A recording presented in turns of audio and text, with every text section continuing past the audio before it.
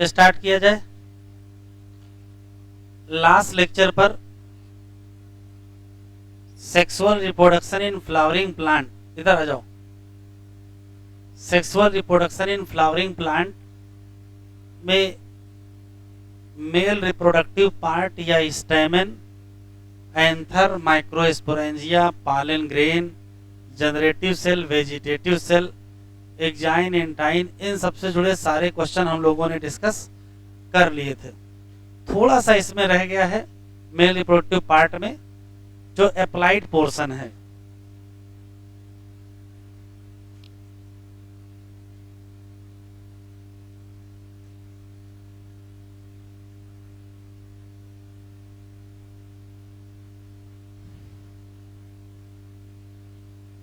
Heading डालिए pollen allergy.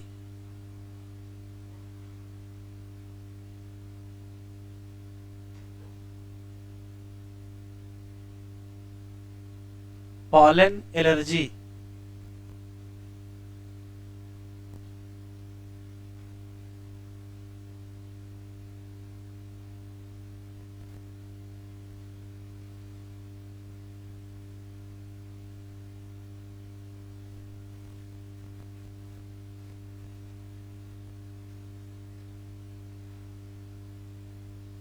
Pollen allergy एक line का कॉन्सेप्ट है कि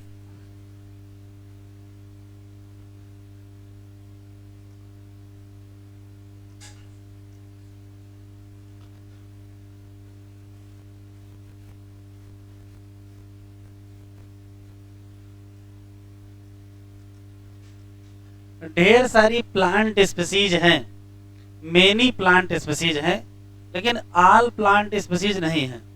बहुत सारी ऐसी प्लांट स्पीसीज हैं जिनके पालन ग्रेन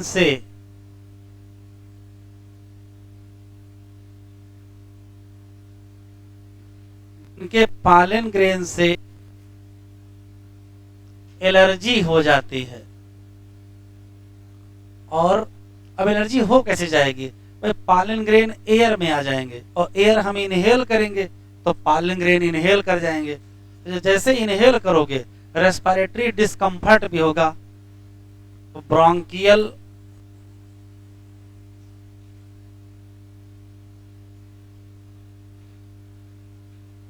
एफ्लिक्शन होगा और इन सब का रिजल्ट ये होगा कि क्रोनिक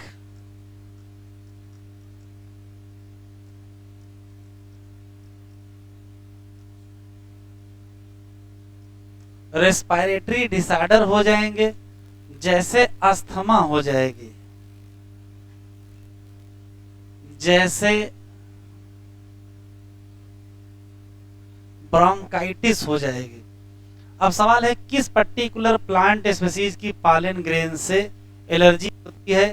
तो वो पार्थीनियम है।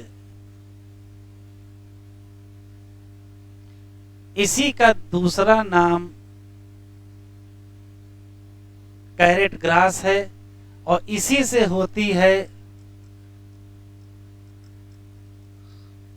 पालन एलर्जी। पार्थीनियम से जुड़ा एक क्वेश्चन ये है कि ये पौधा हमारे देश में नहीं पाया जाता था। इसका जो सीड होता था वो गेहूं में मिलावट के फार्म में हमारे देश में आ गया। पहले इंडिया में जो गेहूं है व्हीट इंपोर्ट होता था। जब गेहूं इंपोर्ट होता था तो उसमें मिलावट कर देते थे, क्या? पार्थीनियम का। तो इंपोर्टेड व्हीट के साथ हमारे देश में आ गया और ये अभी बहुत खतरनाक खरपतवार हो गया है। बहुत ज्यादा, बहुत तेजी से फैलता है, पूरे देश में लगभग फैल गया है। तो come in India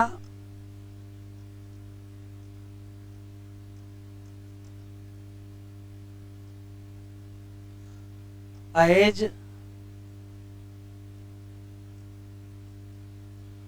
contaminant in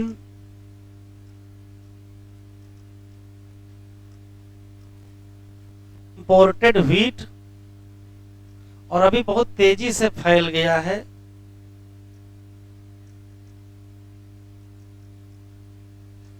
become ubiquitous in occurrence.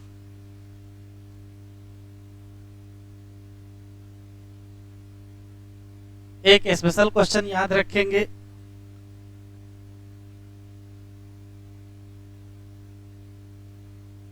Note में लिख लेंगे, हे फीवर।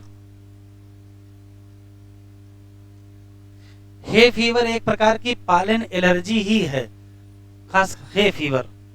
पहाड़ी एरिया में अगर घूमने गए तो जैसे वहां जाएंगे तो आप इनहेल कर जाएंगे पालन, तो आपको सर्दी जुकाम खांसी बुखार सब हो जाएगा। वो क्या है? Hay fever. तो ये भी क्या है? पालन एलर्जी है।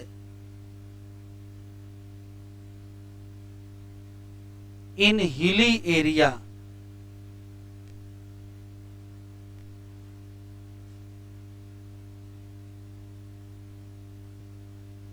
हम लोगों के देश में ग्रीन रिवॉल्यूशन से पहले जब देश में अनाजों का उत्पादन उतना बढ़िया नहीं होता था आजादी के बाद, तो बाहर से गेहूं इंपोर्ट करते थे, स्पेशली अमेरिका से गेहूं इंपोर्ट होता था। तो वो लोग करते क्या थे कि जो उनके यहाँ का सबसे खराब गेहूं होता था वही हमारे देश को भेज देते थे। चलो ठीक है, खराब वाला भेज दिया, कोई बात नहीं। उसके साथ क्या कर देते थे? मिलावट भी कर देते थे। किसकी? पार्थेनियम की। कि उनके देश में तो ये खरपतवार परेशान किया ही था, जाओ हिंदुस्तान में भी क्या करो? परेशान करो। तो हमारे देश में था नहीं, लेकिन आ गया।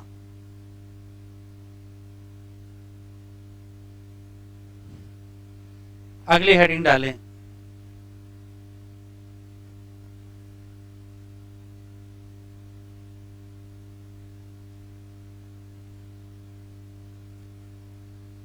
पालन प्रोडक्ट।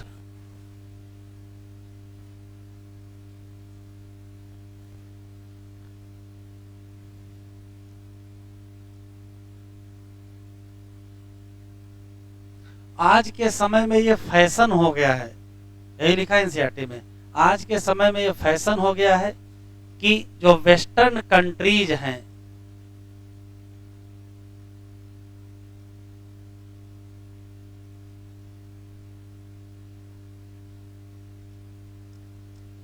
वेस्टर्न कंट्रीज में क्या हो रहा है, स्पेशली इंग्लैंड,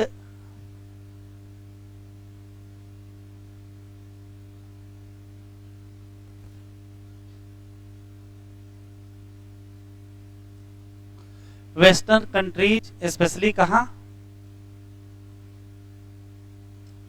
इंग्लैंड में क्या कर रहे हैं? पालन ग्रेन को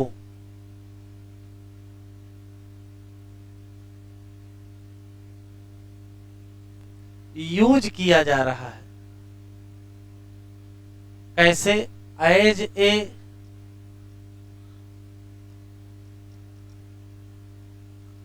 फूड सप्लीमेंट। जैसे बहुत सारे मार्केट में फूड सप्लीमेंट बिकते रहते हैं इस नाते कि अगर आपको कमजोरी लग रही है तो आप प्रोटीन वाला पाउडर खाओ या मल्टीविटामिन लो।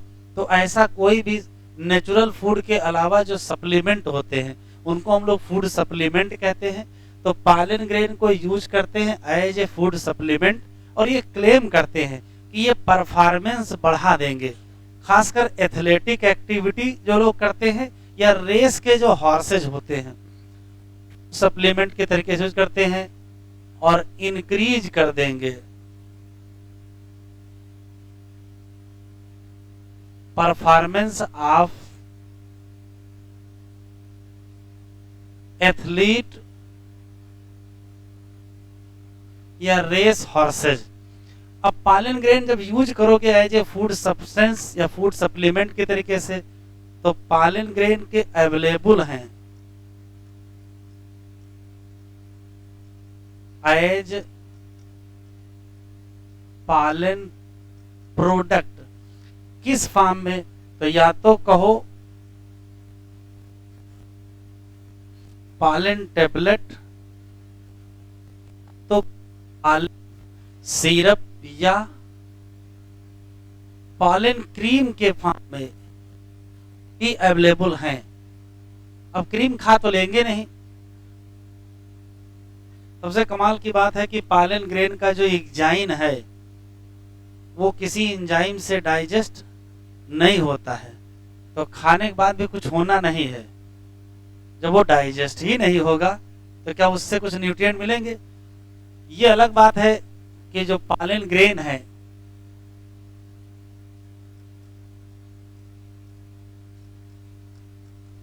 वो रिच इन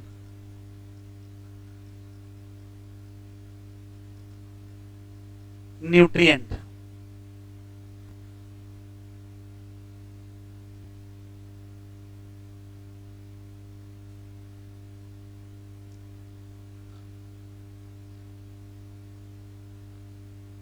आगे जाओ आगे।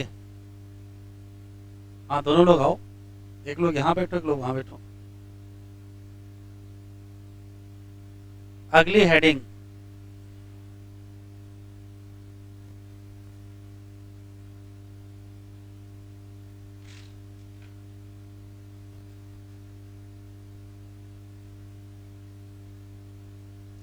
Pollen viability. अगली हेडिंग पॉलन वायबिलिटी, मतलब देख लो क्या है ये। जिसका बैग हो अपना ले ले और उधर नीचे रखो। पॉलन वायबिलिटी जरा देख लीजिए इसका मतलब क्या है। जैसे मान लेते हैं कि ये स्टेमन का एंथर है और यहां से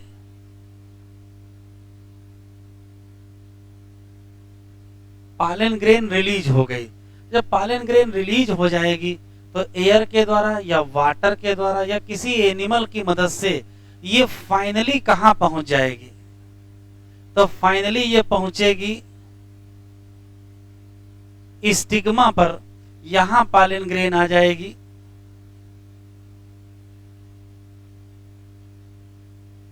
और वहां जाके करेंगे क्या? तो इस पॉलन ग्रेन का जर्मिनेशन होगा और इससे बनेगी पॉलन ट्यूब। ये पॉलन ट्यूब ऐसे ग्रो करेगी और यहां तक जाएंगे और यहां मिलेगा ओव्यूल के अंदर एग सेल और उससे फर्टिलाइजेशन होगा। किसी पर्टिकुलर प्लांट के पॉलन ग्रेन रिलीज होने के बाद उनका एकमात्र टारगेट है कि किसी न किसी तरीके से वो जा करके यहाँ क्या करें? फर्टिलाइजेशन करवाएं। अब ध्यान से सुनिएगा, मान लेते यहां से यहां तक पॉलन ग्रेन को आने में जो भी टाइम लगा उसी टाइम में पॉलन ग्रेन की डेथ हो गई। तो अगर पॉलन ग्रेन की डेथ हो जाएगी तो भले ही ये स्टिग्मा तक पहुंच जाएंगे लेकिन फर्टिलाइजेशन नहीं कर पाएंगे। तो वायबिलिटी शब्द का जो शाब्दिक मतलब होता है किसी भी पॉलन ग्रेन की वो योग्यता जिससे उसके अंदर फर्टिलाइजिंग कैपेसिटी बची रहे, उसी को वायबिलिटी कहते हैं। Viability is ability of pollen grain to fertilise egg cell. पहला सवाल। अब वायबिलिटी का टाइम कितना होगा? मतलब यहां से रिलीज होने और यहां पहुंचने के पहले वायबिलिटी खत्म नहीं होनी चाहिए। अगर वायबिलिटी समाप्त हो गई तो यहां पहुंच के भी कुछ नहीं होगा। तो वायबिलिटी का जो ड्यूरेशन होगा वो अलग अलग प्लांट स्पीसीज के पॉलन ग्रेन का अलग अलग होता है। ये इस बात पर डिपेंड करता है कि जिस एयर में या जिस कंडीशन में पॉलन ग्रेन रिलीज किए गए हैं वहां टेम्परेचर कैसा है।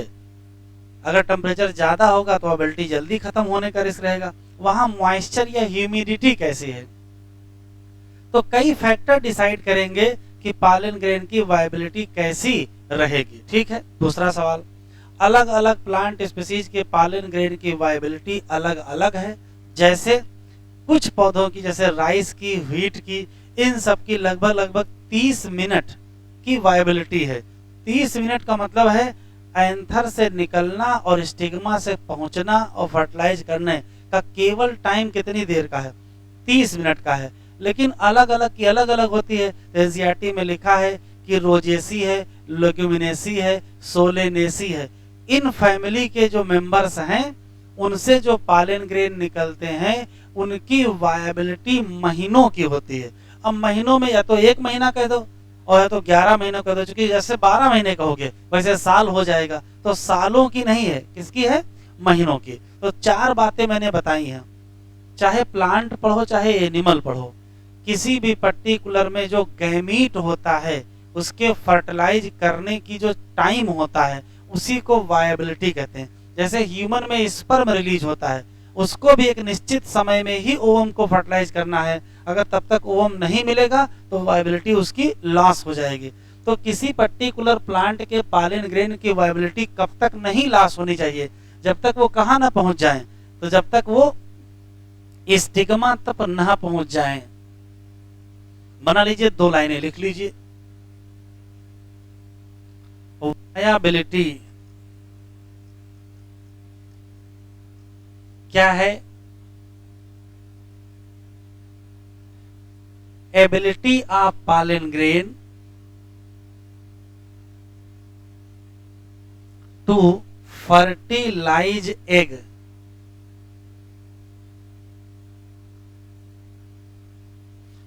आफ्टर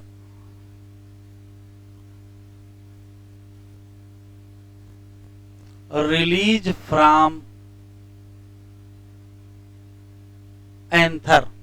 एंथर से रिलीज होने के बाद स्टिग्मा तक पहुंच के और वहां जाके फर्टिलाइजेशन कर लो, इसी को क्या कहते हैं? वायाबिलिटी कहते हैं।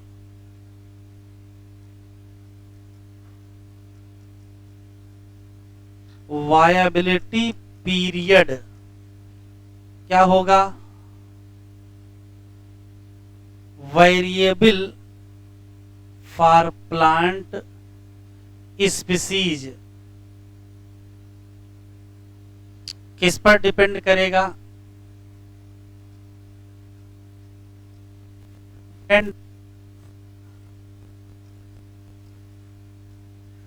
Temperature and moisture. किसकी किसकी वायबिलिटी 30 मिनट की है? फॉर प्लांट लाइक कौन कौन से? व्हीट की, राइस की, और व्यवस्था वही है, wheat, rice, pollen grain, viability loss in कितनी देर में? 30 मिनट। मतलब 30 ही मिनट का टाइम है पॉलन ग्रेन के पास, वरना 30 मिनट बाद वो फिर इस लायक नहीं बचेंगे कि वो फर्टिलाइजेशन कर सकें। लेकिन for plant of family, 3 family, Rosaceae,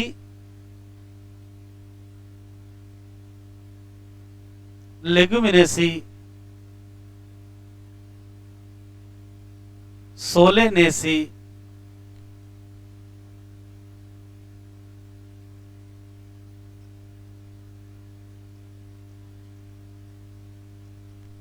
pollen grain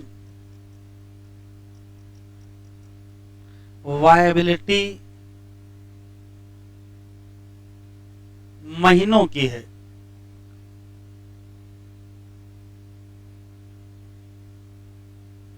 तो पॉलन ग्रेन कितनी देर के लिए वायबल रहेंगे? तो वो अलग अलग स्पीसीज में वायबिलिटी, एक स्पेशल कंडीशन है। जैसे मान लेते हैं कि कोई पर्टिकुलर एनिमल है और उसमें आर्टिफिशियल फर्टिलाइजेशन करवाना चाहते हैं, तो किसी डिजायरेबल सेलेक्टेबल जो सुपीरियर मेल होगा उसका सीमेन कलेक्ट करते हैं और फिर जो सिलेक्टेड फीमेल होती है उसमें रिलीज करते हैं। कलेक्ट करके रिलीज होने के बीच काफी टाइम होता है, तो उस टाइम में सीमेन या स्पर्म को स्टोर करते हैं आर्टिफिशियल इंसेमाइनेशन के लिए। ये तो एनिमल की कहानी हो गई। अब आ जाओ प्लांट में। मान लेते हैं कि कोई एक प्लांट वैरायटी है, उसमें कुछ अच्छे कैरेक्टर हैं, आप चाहते हैं कि इस पर्टिकुलर प्लांट का किसी दूसरे पर्टिकुलर प्लांट से आर्टिफिशियल हाइब्रिडाइजेशन कराना है, आर्टिफिशियल पॉलिनेशन कराना है। तो एक प्लांट मान लेते यहाँ है, एक प्लांट यहाँ से 500 किलोमीटर दूर है, तो मान लेते 500 किलोमीटर दूर है, वहां से पॉलन ग्रेन उससे कलेक्ट करोगे, फिर 500 किलोमीटर की यात्रा करोगे और यहाँ लेके आओगे। और हो सकता है उस प्लांट के पॉलन ग्रेन की वाइबिलिटी केवल 30 मिनट हो, तो वहां कलेक्ट करोगे, यहाँ पहुंच नहीं पाएंगे, तब तक उसकी वाइबिलिटी क्या हो जाएगी, लॉस हो जाएगी। तो क्या आर्टिफिशियल पॉलिनेशन करा पाओगे, नहीं करा पाओगे। तो इसका वैज्ञानिकों ने हल निकाला है, ध्यान से सुनिएगा। जिस तरीके से आर्टिफिशियल इंसेमाइनेशन के लिए स्पर्म या सीमेन को प्रिजर्व या स्टोर किया जाता है और बाद में यूज किया जाता है, उसी तरीके से पौधों के पॉलन ग्रेन को भी प्रिजर्व या स्टोर किया जा सकता है और बाद में यूज किया जा सकता है। अगर बाद में यूज किया जा सकता है, इसका मतलब उतने दिन वायबल बने रहने चाहिए, तो वायबिलिटी लॉस नहीं होगी। क्योंकि पॉलन ग्रेन को स्टोर कहाँ करेंगे, तो कहोगे लिक्विड नाइट्रोजन में स्टोर करेंगे, और टेम्परेचर -196 डिग्री सेंटीग्रेड, इतने कम टेम्परेचर पर चूंकि स्टोर करते हैं, इसको क्रायो प्रिजर्वेशन कहते हैं। तो काम की बात, आर्टिफिशियल पॉलिनेशन के लिए, और आर्टिफिशियल पॉलिनेशन कराते क्यों हो, क्रॉप ब्रीडिंग प्रोग्राम में कराते हैं कि नई वैरायटी बनानी है क्रॉप की। तो आर्टिफिशियल पॉलिनेशन के लिए या क्रॉप ब्रीडिंग प्रोग्राम के लिए पॉलन ग्रेन को प्रिजर्व किया जाएगा, किसमें, तो कहोगे लिक्विड नाइट्रोजन में। कितना टेम्परेचर, -196 डिग्री सेंटीग्रेड। इसी नाते इसको कहते हैं cryo preservation of pollen grain. अब लिख लो,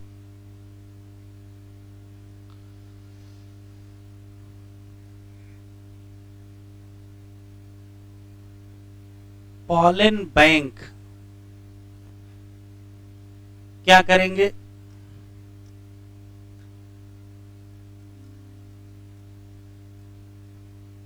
पॉलन ग्रेन स्टोर करेंगे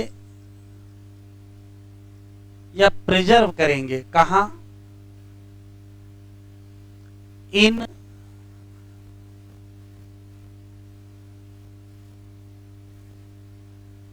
लिक्विड नाइट्रोजन, किस टेम्परेचर पर, एट -196 डिग्री सेंटीग्रेड। इसी नाते इसको कहते हैं क्रायो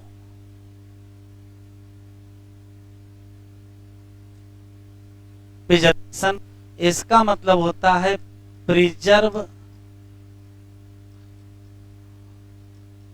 एट लो टेम्परेचर। अब ये जो पॉलन ग्रेन स्टोर करेंगे, इनका यूज कहां करेंगे, use in crop breeding programme या आर्टिफिशियल पॉलिनेशन या हाइब्रिडाइजेशन।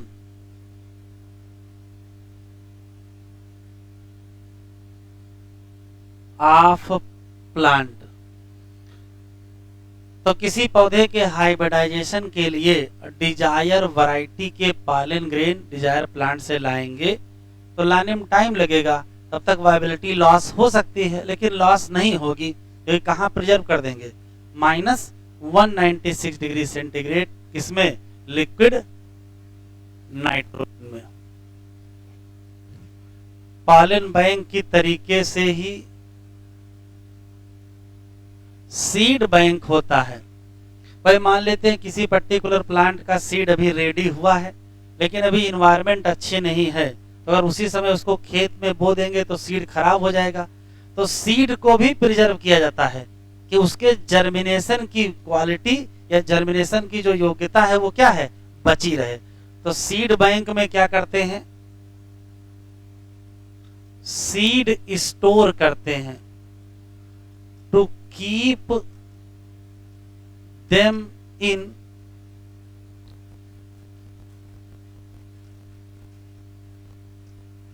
जर्मिनेशन या जर्मिनेटेबल वो बाद में जर्मिनेट हो सकें।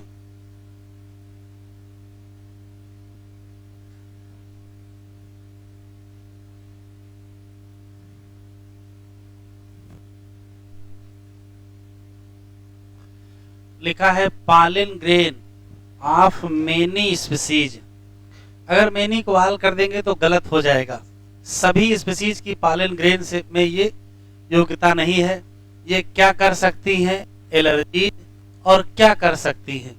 ब्रोंकियल एफ्लिक्शन इन सम पीपुल। सभी लोगों में भी नहीं होगा। और अंततः हो क्या जाएगा? क्रोनिक रेस्पिरेटरी डिसऑर्डर, जैसे कि अस्थमा हो सकता है, ब्रोंकाइटिस हो सकती है। इट में बी मेंशन दैट, पार्थेनियम का नाम कर लीजिए। इसी का दूसरा नाम कैरेट ग्रास है। ये देश में हमारे आ गया एज ए कंटामिनेंट। कंटामिनेंट मतलब जो मिलावट कर दी गई। और किसके साथ आया? इंपोर्टेड व्हीट के साथ आया। और यूबिक्यूटस हो गया। पूरे देश में सब जगह मिलेगा। और ये क्या करेगा? Pollen allergy. Pollen grain rich हैं न्यूट्रिएंट में। इसी नाते ये आजकल फैशन हो गया है। इन रिसेंट ईयर, आजकल के समय की बात है कि इनको इस्तेमाल करते as a pollen tablet, as food supplement. कहां पर? वेस्टर्न कंट्रीज में large number of pollen product available हैं। वो या तो टेबलेट के फॉर्म में या तो सिरप के फॉर्म में। पॉलन कंजम्पशन करेंगे तो ये क्लेम करते हैं कि क्या हो जाएगी? बढ़ जाएगी परफॉर्मेंस किसी एथलीट की या रेस हॉर्सेज की। ये डायग्राम देख लीजिए, यहां लिखा है बी पॉलन क्रीम, यहां एक्सट्रैक्ट लिखा हुआ है। और अगर यहां देखेंगे तो bee pollen natural bee collected from, कहा? तो natural bee collected pollen in tiny golden pots, a natural food from honey bee. England याद रखिएगा, कोई मतलब नहीं है पूछने को, तो कुछ भी पूछ सकते हैं कि कितने गोली का पत्ता था, है ना? तो कुछ भी पूछ सकते हैं। अगर एग्जामिनर ने खाया होगा तब जरूर पूछ लेगा। जब पॉलन ग्रेन सेट होते हैं तो पॉलन ग्रेन को कहां लैंड करना होता है? स्टिग्मा पर। इससे पहले before they loss viability, viability loss होने से पहले पहुंचना होता है। क्योंकि वहां करना क्या है? फर्टिलाइजेशन। कितनी देर पॉलन ग्रेन वायबल रहेंगे? तो कह रहा period for which pollen grain remain viable is highly variable. ये एक्सटेंड करता रहेगा। ये स्पेशली किस पर डिपेंड करेगा? तो टेम्परेचर पर और किस पर? ह्यूमिडिटी। इन सम सीरियल, कुछ में, जैसे कुछ अनाज जैसे राइस में और व्हीट में पॉलन ग्रेन की वायबिलिटी लॉस हो जाती with in 30 minute after release. लेकिन कुछ मेंबर रेजेसी के, लेग्नेसी के और सोलेनेसी के maintain viability for month. You में हर्ड, आपने सुना होगा कि स्टोर कर सकते हैं सीमेन को या स्पर्म को। बहुत सारे एनिमल इंक्लूडिंग ह्यूमन के। पर्पज क्या है? Artificial insemination. ये लाइन नहीं लिखाई, चूंकि अभी आगे हम रिप्रोडक्टिव हेल्थ में पढ़ेंगे। कह रहा इट इज पॉसिबल कि स्टोर कर सकते हो क्या? पॉलन ग्रेन को फॉर नंबर ऑफ स्पीशीज। और कितने दिनों के लिए स्टोर करेंगे? सालों के लिए। वायबिलिटी या तो महीनों में खत्म है तो दिनों में खत्म है। और प्रिजर्व कितने के लिए करेंगे? सालों के लिए कर लेंगे। और कहां करेंगे? लिक्विड नाइट्रोजन में। और कितने टेम्परेचर? -196। सच स्टोर पॉलन का यूज करेंगे एज ए पॉलन बैंक। बिल्कुल वैसे ही है जैसे सीड बैंक है। और कहां यूज करते हैं? Crop breeding programme. चलिए, मेल वाला पार्ट कंप्लीट हो गया। हेडिंग डालिएगा गाइनीसियम, हेडिंग डालिएगा गाइनीसियम, और उसके सामने हेडिंग डालिएगा पिस्टिल। ये न डालिएगा गाइनीसियम या पिस्टिल।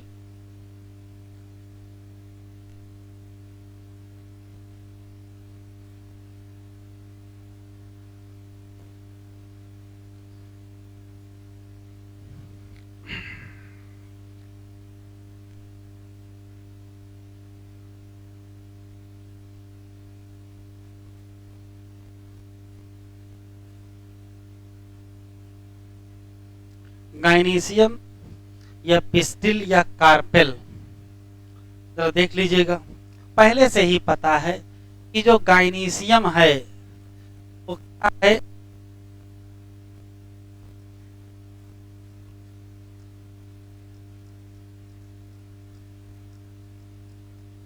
फीमेल रिप्रोडक्टिव पार्ट है, और इस फीमेल रिप्रोडक्टिव पार्ट की जो यूनिट है उसी को कहते क्या है, पिस्टिल, या उसी को कार्पेल कहते हैं। अब सवाल यह है कि गाइनीशियम बनाने में कितने पिस्टिल होंगे, तो दो ऑप्शन है, या तो एक ही पिस्टिल से गाइनीशियम बना होगा, और या तो हो सकता है एक से ज्यादा पिस्टिल से गाइनीशियम बना होगा। तो गाइनीशियम कितने पिस्टिल, तो either one pistil,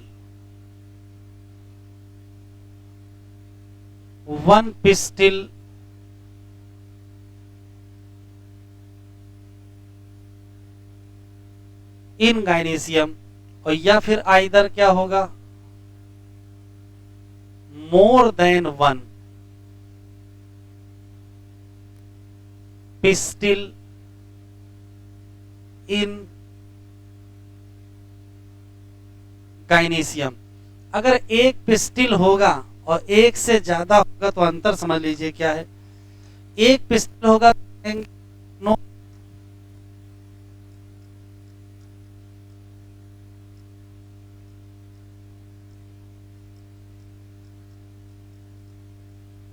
mono carpellary gynoecium.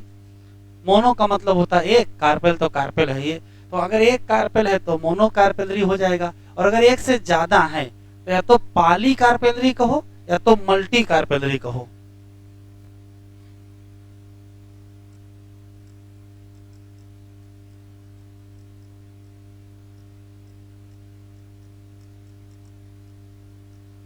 सवाल है कि अगर एक से ज्यादा हैं, अगर मोर देन वन पिस्टिल है तो क्या ऑप्शन है, तो दो ऑप्शन है। अगर मोर देन वन है तो ऑप्शन ये है, जैसे मान लेते कि एक पिस्टिल ये है, दूसरा पिस्टिल ये है, तीसरा पिस्टिल ये है। ऐसा हो सकता है कि तीनों पिस्टिल अलग हो, मतलब फ्री हो, और ऐसा हो सकता है हो जाए, जुड़ जाए। तो अगर मोर देन वन पिस्टिल है तो दो ऑप्शन है, ऑल पिस्टिल फ्री और ऑल पिस्टिल फ्यूज। तो पहला ऑप्शन है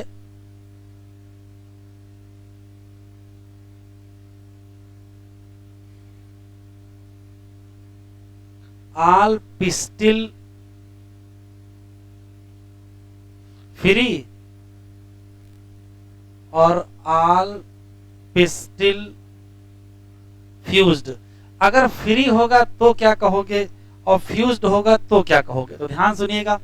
मल्टी कार्पेलरी का मतलब ढेर सारे हो गया। अब अगर फ्री होंगे तो एपोकार्पस कहेंगे, और फ्यूज्ड होंगे तो सिनकार्पस। तो अगर फ्री है तो कहेंगे multi carpellary,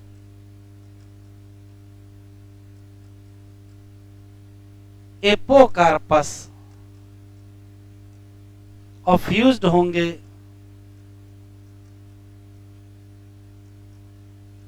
multi carpellary syncarpous. Example दिया हुआ है, इसका एग्जाम्पल है माइकीलिया, और इसका एग्जाम्पल है पेपावर।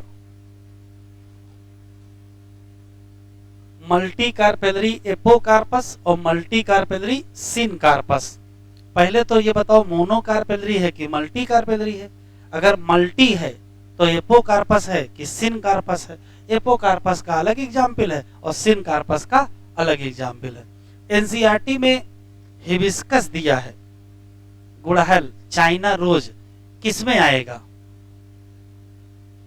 मोनो कार्पेलरी में आएगा कि मल्टी में आएगा?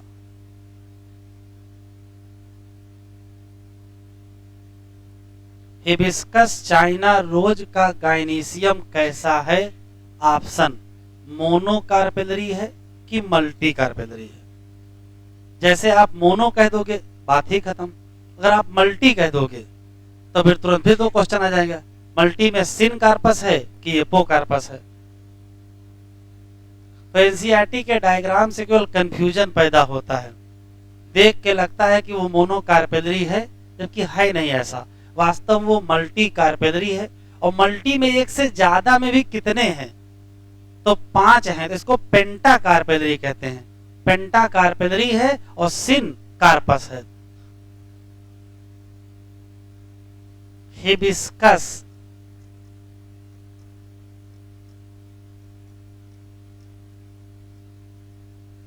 चाइना रोज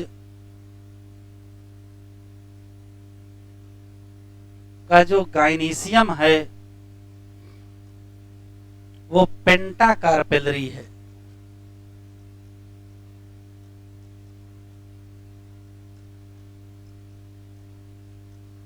और सिन कार्पस है।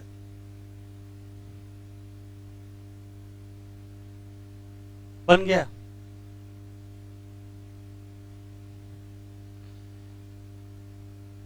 किसी भी प्लांट के गाइनीशियम को बनाने में पिस्टिल पाए जाएंगे, एक पिस्टिल या एक से ज्यादा पिस्टिल। यहाँ जो डायग्राम बना है वो एक पिस्टिल का डायग्राम बना हुआ है। किसी भी पिस्टिल या किसी भी कार्पेल के 3 पार्ट हैं, एक नाम है स्टिग्मा, एक पार्ट है स्टाइल और एक है ओवरी।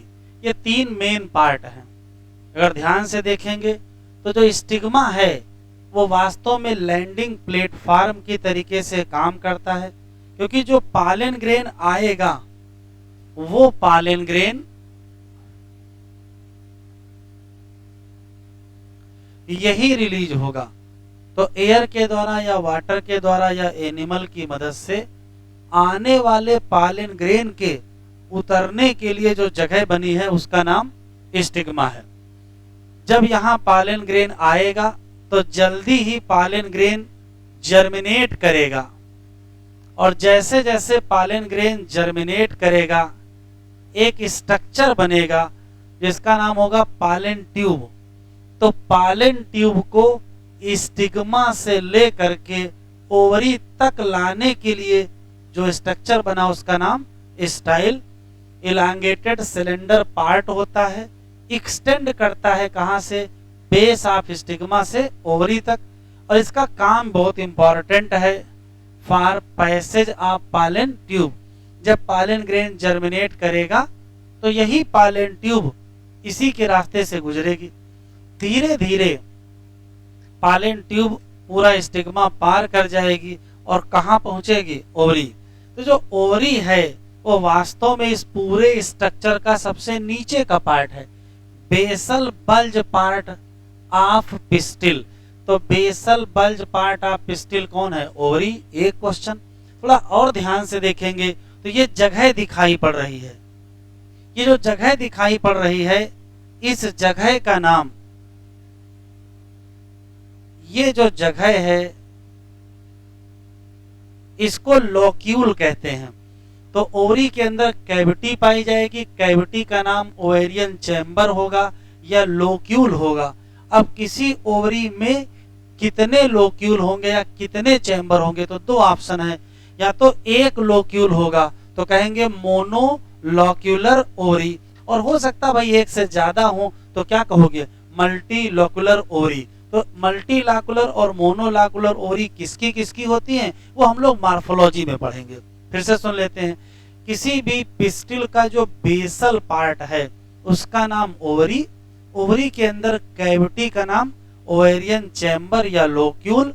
लोक्यूल की संख्या 1 होगी तो मोनोलाक्यूलर ओवरी, और 1 से ज्यादा होगी तो मल्टीलाकुलर ओवरी। जैसे 2 होगा तो बाइलाकुलर, 3 होगा तो ट्राइलाकुलर, 4 होगा तो टेट्रालाकुलर, 5 होगा तो पेंटालाकुलर, उससे अच्छा मल्टीलाकुलर बोल दीजिए, ठीक।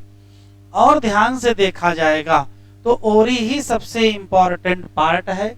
ओवरी के जो लोक्यूल है उसमें जो दीवार किनारे की है उसी से अटैच स्ट्रक्चर है, इसका नाम क्या है, प्लेसेंटा। प्लेसेंटा कहाँ पाया जाएगा तो कहोगे ओवरी के अंदर, और यही वो जगह है जहां क्या अटैच होंगे, ओव्यूल। जैसे मैंने ये एक प्लेसेंटा बना दिया है, ये ओव्यूल बना दिया है। प्लेसेंटा से ओव्यूल का जो अटैचमेंट होता है उसी को प्लेसेंटेशन कहते हैं। और प्लेसेंटेशन हम मार्फोलॉजी में पढ़ेंगे कि कैसा कैसा प्रेजेंटेशन होता है। तो मार्जिनल होता है, पेराइटल होता है, बेसल होता है, एक्जाइल होता है, फ्री सेंट्रल, दुनिया भर के होते हैं, वो हम लोग वही पढ़ेंगे। किसी पर्टिकुलर ओवरी की दीवार से अटैच हो सकता है, क्या मिल जाए, प्लेसेंटा, उसी से क्या मिलेंगे, ओव्यूल। ओव्यूल इंपॉर्टेंट है। ओव्यूल का ही दूसरा नाम मेगा स्पोरेंजिया है। किसी पर्टिकुलर पिस्टिल के ओवरी में कितने ओव्यूल होंगे, तो कहोगे हो सकता वन ओव्यूल इन ओवरी हो, और हो सकता है मेनी ओव्यूल इन ओवरी हो। अगर एक ओव्यूल है तो एग्जाम्पल याद रखिएगा, व्हीट है, पैडी को चाहे राइस को, बात एक ही है, व्हीट, राइस और मैंगो। और अगर मेनी ओव्यूल कहोगे तो पपाया होगा, वाटरमेलन होगा और आर्किड। तो ये एग्जाम्पल याद रखिएगा, एनसीईआरटी में लिखे हुए हैं कि ओवरी में एक ओव्यूल है या एक से ज्यादा ओव्यूल है। एक ओव्यूल के एग्जाम्पल 3 याद रखिएगा, व्हीट, राइस और मैंगो याद रखिएगा। और एक से ज्यादा में अगर याद रखना है तो पपाया याद रखिएगा। ओव्यूल याद करने का तरीका है, जितने ज्यादा सीड उतने ज्यादा ओव्यूल। तो पपीते के अंदर बहुत सारे सीड होते हैं, तरबूज में बहुत सारे सीड होते हैं, आर्किड में भी होते हैं। तो जहां सीड ज्यादा होंगे वहां ओव्यूल क्या होंगे, ज्यादा होंगे। और क्वेश्चन ध्यान से देखेंगे, ये मान लेते हैं वो स्ट्रक्चर है जिसका नाम प्लेसेंटा है, ये ओव्यूल है। तो प्लेसेंटा को ओव्यूल से जोड़ने के लिए एक स्टाक पाया जाएगा, और स्टाक का नाम इंपॉर्टेंट है, क्या कहते हैं, फ्यूनिकिल। फ्यूनिकिल क्या है, तो कहोगे स्टाक जो इंटरकनेक्ट करेगा ओव्यूल को किससे, प्लेसेंटा। अब इधर देखिए, मान लेते हैं ये ओव्यूल है, और ये मान लेते हैं कि ये मान लेते हैं कि वो स्टाक है, ठीक है। और आगे मान लेते हैं ये क्या है, प्लेसेंटा है। अब ध्यान से सुनिएगा, ओव्यूल को प्लेसेंटा से किसने कनेक्ट किया, तो आंसर देंगे फ्यूनिकिल ने कनेक्ट किया। लेकिन एक पॉइंट होता है जहां पर फ्यूनिकिल किससे जुड़ता है, ओव्यूल से जुड़ता है। वह जगह जहां फ्यूनिकिल किससे जुड़ेगा, ओव्यूल से जुड़ेगा, उसका नाम क्या है, हाइलम। हाइलम कनेक्ट करता है ओव्यूल को किससे, फ्यूनिकिल। तो अलग अलग स्ट्रक्चर हैं, फ्यूनिकिल अलग है, हाइलम क्या है, तो फ्यूनिकिल क्या है, तो funicle is stalk that connect ovule with placenta. और हाइलम क्या है, hilum is the point of attachment है, hilum is the point of attachment of ovule with किससे, फ्यूनिकिल। ओव्यूल और फ्यूनिकिल के बीच का जो जंक्शन है उसी जंक्शन का नाम क्या है, हाइलम। इतने क्वेश्चन हैं, ज्यादातर क्वेश्चन हमने यहाँ लिख रखे हैं, 2-3 लाइनें केवल लिखनी है। फिर से सुन लेते हैं, फिर 2-3 लाइनें लिख लेंगे। किसी पर्टिकुलर प्लांट के पिस्टिल में 3 हिस्से, स्टिग्मा, स्टाइल, ओरी। स्टिग्मा लैंडिंग प्लेटफॉर्म है, स्टाइल इलांगेटेड सिलेंडर पार्ट है, पालन ट्यूब का रास्ता है, ओरी बेसल बल्ब पार्ट है, ओवरी के अंदर चैम्बर है, लोक्यूल या ओवेरियन चैम्बर कहोगे, मोनोलाकुलर या मल्टीलाकुलर होगा। ओवरी के ओव्यूल, ओवरी के लोक्यूल के अंदर प्लेसेंटा, और प्लेसेंटा से अटैच ओव्यूल। ओव्यूल एक होंगे तो के अलग अलग एग्जाम्पल हैं, एक से ज्यादा होंगे तो अलग अलग एग्जाम्पल है। काम की बात यह है कि ओव्यूल को प्लेसेंटा से अटैच करने में जो स्टाक है उस स्टाक का नाम फ्यूनिकिल है, और फ्यूनिकिल को ओव्यूल से अटैच करने वाला जो पॉइंट है उस पॉइंट का नाम क्या है, हाइलम। ये सब लिख ही लिया है, 2 लाइनें लिख लीजिए। फ्यूनिकिल तो कहोगे स्टाक है दैट कनेक्ट किससे,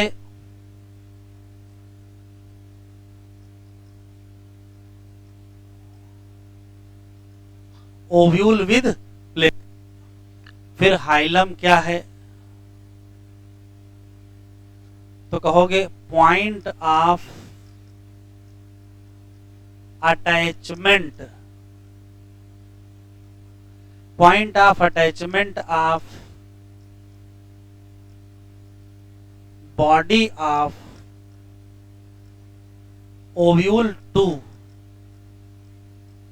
फ्यूनिकिल, या क्या कहोगे ये जंक्शन है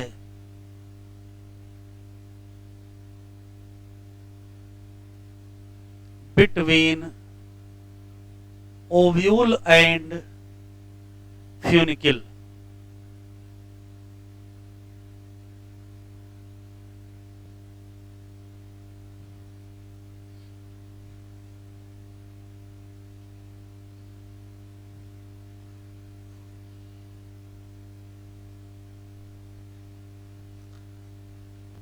गाइनीशियम क्या है? ओके, फीमेल प्रोडक्टिव पार्ट है।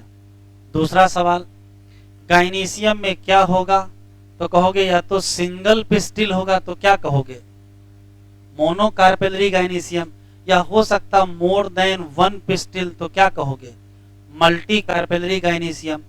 जो मोर देन वन होंगे तो हो सकता सारे पिस्टिल क्या हों फ्यूज्ड हों, तो क्या कहोगे सिन कार्पस, और हो सकता सारे पिस्टिल फ्री हो तो क्या कहोगे एपोकार्पस। किसी भी पिस्टिल में कितने पार्ट? 3 पार्ट। क्या नाम है? स्टिग्मा, स्टाइल और ओवरी। स्टिग्मा की जिम्मेदारी क्या है? तो कहोगे लैंडिंग प्लेटफॉर्म का काम करेगा, किसके लिए पॉलन ग्रेन। और स्टाइल की क्या जिम्मेदारी है? तो कहोगे इलांगेटेड सिलेंडर पार्ट है, किसके नीचे है बीनीथ द स्टिग्मा, और कहां तक फैला है ओवरी तक फैला है। Basal bulge part of pistil का ही नाम क्या है ओवरी। और इनसाइड ओवरी, ओवरी के अंदर क्या होंगे? तो कहोगे ओवेरियन कैविटी, नाम क्या लोक्यूल। प्लेसेंटा कहाँ लोकेटेड होगा?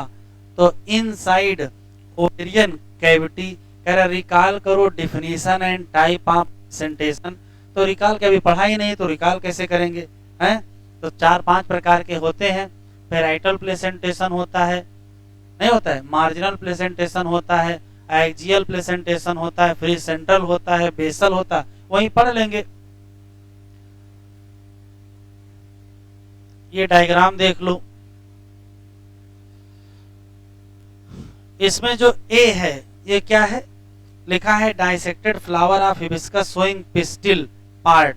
तो ये वास्तव में लगता होगा कि मोनोकार्पेलरी है, जबकि है नहीं। देखो यहाँ 1 2 3 4 5 कितने स्टिग्मा है?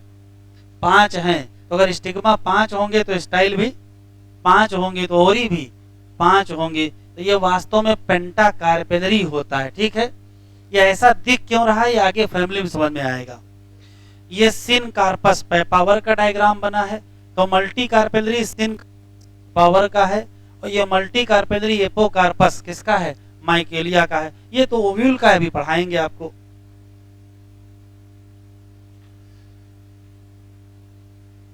एराइजिंग फ्रॉम प्लेसेंटा, प्लेसेंटा से क्या एराइज होंगे? तो कहोगे मेगा स्पोरेंजिया, या क्या एराइज होंगे ओव्यूल। कितने ओव्यूल होंगे? तो या तो एक होंगे या तो एक से ज्यादा होंगे। एक में क्या दिया है व्हीट, पैडी कहो चाहे राइस, बात एक ही है, मैंगो, और इधर पपाया, वाटरमेलन और orchids.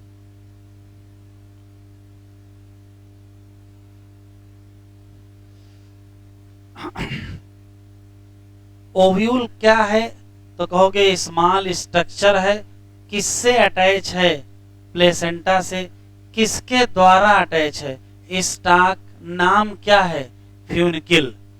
Body of ovule fuse करता है किससे? फ्यूनिकिल से। जिस रीजन में उसका नाम हाइलम। तो ये टिक कर लो, आया हुआ सवाल है। Hilum represent the junction between ovule and funicle. यहां तक पढ़ लिया है। हेडिंग डालिए ओव्यूल, ओव्यूल या मेगास्पोरेंजियम। हेडिंग डालिए ओव्यूल या मेगास्पोरेंजिया।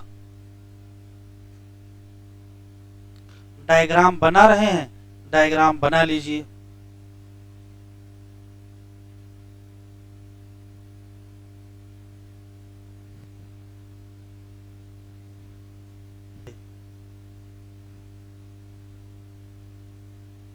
शुरू करें।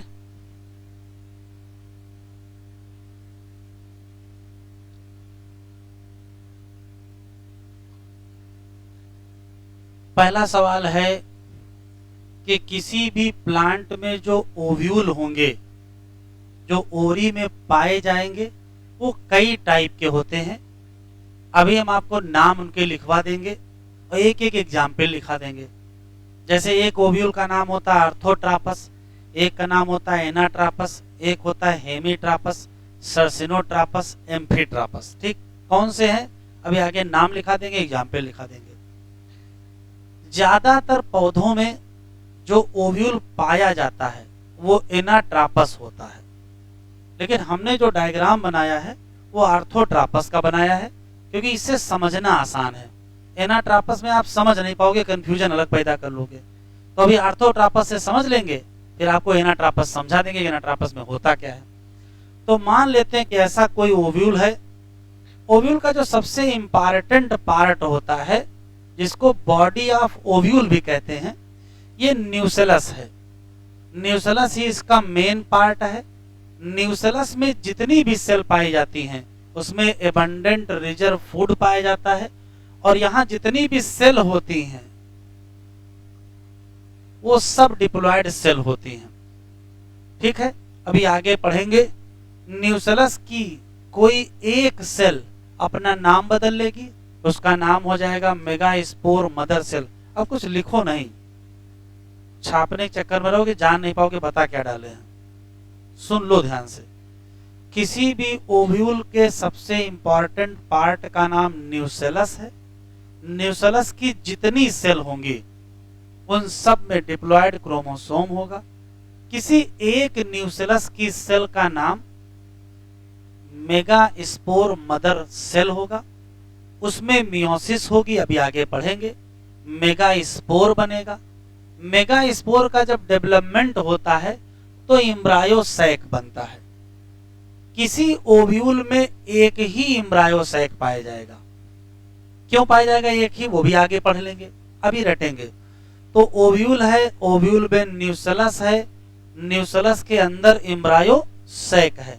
एक ओव्यूल एक एम्ब्रायोसैक, क्यों, आगे क्लियर हो जाएगा। दूसरा सवाल और ध्यान से देखेंगे तो ओव्यूल के न्यूसेलस को चारों तरफ से घेर लिया गया है। न्यूसेलस एनवेलप्ड बाय किसके द्वारा, इंटेगुमेंट। इंटेगुमेंट की संख्या या तो एक होगी या तो दो होगा। अगर इंटेगुमेंट एक होगा तो इसे कहेंगे मोनोटेगमिक, और अगर दो होंगे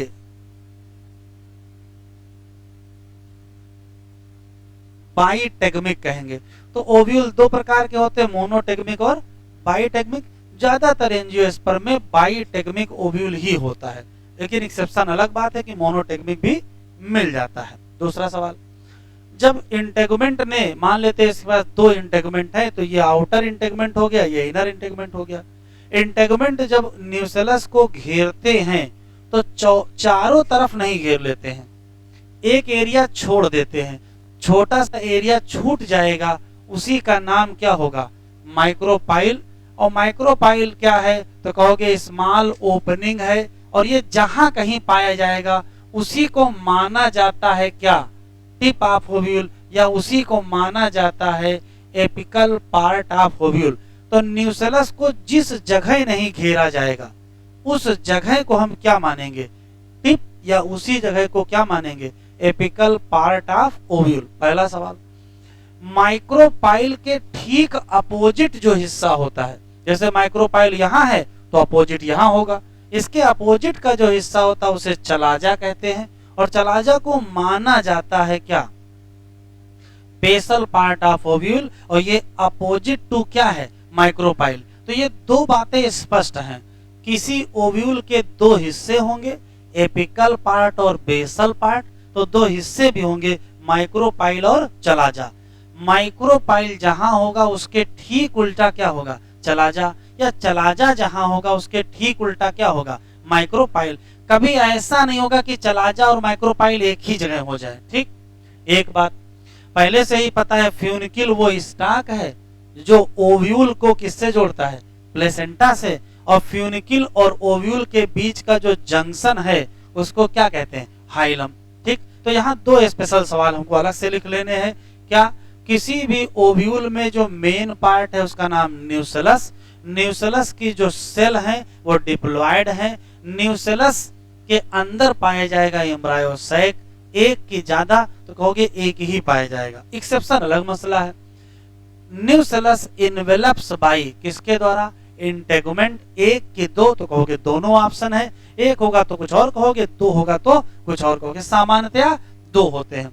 माइक्रोपाइल क्या है और चलाजा क्या है, तो माइक्रोपाइल एक छोटी सी ओपनिंग है एट टिप ऑफ ओव्यूल, और चलाजा क्या है, अपोजिट टू द माइक्रोपाइल। तो जरा दो तीन बातें लिख लो। ओव्यूल कहो या इसी का नाम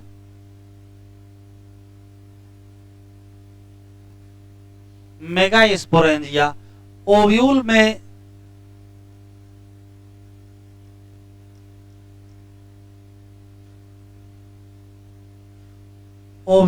जो बॉडी ऑफ ओव्यूल होगा उसका नाम न्यूसेलस, और न्यूसेलस की सेल्स होंगी उसमें अबंडेंट रिजर्व मटेरियल होगा, और ये सेल्स 2n का मतलब डिप्लॉयड होंगी। इसी सेल में से कोई एक सेल, इसी सेल में से कोई एक सेल क्या बन जाएगी, तो कहोगे मेगास्पोर मदर सेल, तो ये भी क्या होगी, डिप्लॉयड ही होगी। इसमें क्या होगी, मियोसिस होगी, और क्या बनेंगे, मेगास्पोर, जो कि क्या होगा, हेप्लॉयड होगा, और इसी मेगास्पोर से बनेगा क्या, एम्ब्रायोसैक, जो भी क्या होगा, हेप्लॉयड होगा। अगर एक ही फंक्शनल मेगास्पोर होगा तो एक ही क्या होगा, एम्ब्रायोसैक होगा। तो न्यूसेलस में क्या मिलेगा, एम्ब्रायोसैक। दूसरा सवाल है इंटेगुमेंट, क्या कर लेंगे, तो कहोगे एनवेलप्स अराउंड क्या होगा, न्यूसेलस, न्यूसेलस के चारों तरफ होंगे लेकिन पूरी तरीके से नहीं होंगे, accept eight tip of ovule, और जहां टिप आप पर छोड़ देंगे वहीं क्या बन जाएगा, तो वहीं बन जाएगा माइक्रोपाइल। इंटेगुमेंट की संख्या या तो एक होगी और या तो दो होगी, वो पीछे मैंने लिख दिया है कि एक होगी तो मोनोटेगमिक कहेंगे, दो होगी तो बाइटेगमिक कहेंगे, उसमें कोई दिक्कत नहीं है। माइक्रोपाइल क्या है, क्या है, तो कहोगे स्मॉल ओपनिंग एट, कहां पर, एट टिप ऑफ ओव्यूल। और चलाजा क्या है, चलाजा क्या है, तो कहोगे अपोजिट टू माइक्रोपाइल है। माइक्रोपाइल कहाँ है? तो टिप पर है। तो चलाजा कहाँ है? बेसल पर पार्ट है।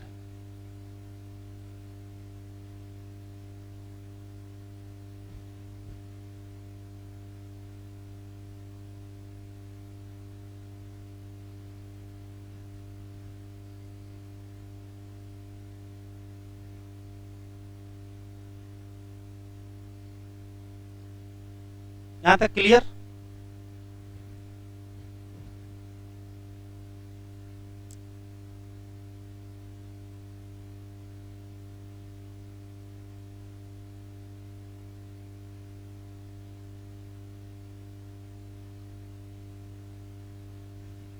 लिख ले बेटा।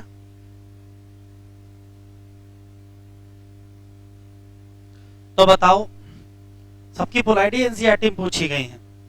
ओव्यूल की पोलाइडी एन की 2n, तो ओव्यूल 2n में होगा, क्योंकि न्यूसेलस क्या है? 2n है। इंटेगुमेंट क्या है? इंटेगुमेंट भी क्या होगा? 2n ही होगा। Ovule 2n, nucellus 2n, integument 2n, उसके अंदर mega spore mother cell 2n, उससे जब मेगा स्पोर बने तो क्या होंगे? n। तो एम्ब्रायोसैक भी क्या होगा? n। एक ओव्यूल में कितने एम्ब्रायोसैक? एक ही एम्ब्रायोसैक।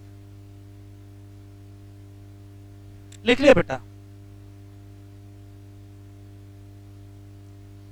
अब दो बातें हैं कि किसी ओव्यूल का नाम आर्थोट्रापस ओव्यूल या किसी ओव्यूल का नाम एनाट्रापस ओव्यूल क्यों पड़ता है।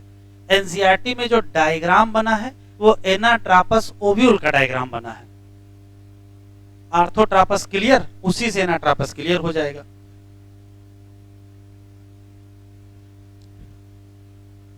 लिख लिया है?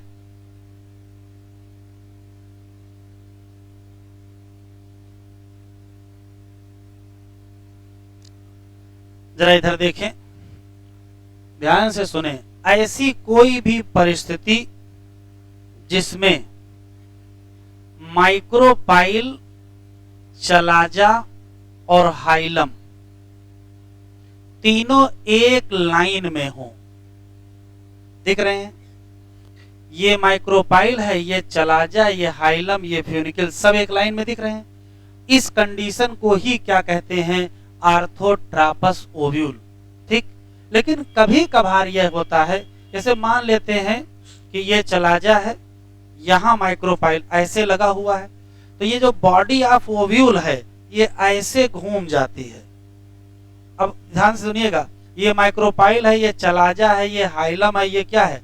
फ्यूनिकल है। ये ऐसे लगे हैं, सब एक लाइन में है, तो आर्थोट्रापस ओव्यूल। और ये ऐसे घूम जाए। अब जैसे ऐसे घूमोगे तो क्या हुआ है?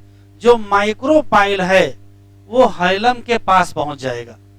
जो माइक्रोपाइल है वो हाइलम या फ्यूनिकल के पास पहुंच जाएगा, और इस ओव्यूल का नाम एनाट्रापस ओव्यूल। देखो ऐसे ओव्यूल होता है, ये आर्थोट्रापस है।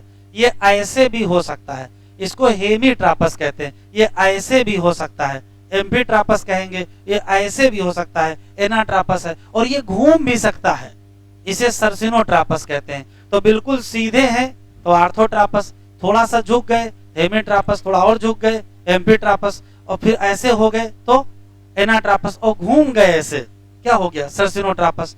नाम केवल आप याद रखिएगा, एक एक एग्जाम्पल याद रखिएगा। एनसीईआरटी में जो बना है वो कौन सा बना है? एनाट्रापस। देखो एनसीईआरटी,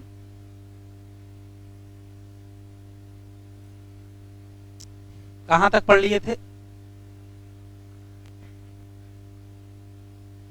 यहां से पढ़ना है। ईच ओव्यूल हैज, क्या? एक या दो प्रोटेक्टिव एनवेलप। नाम क्या? इंटेगमेंट।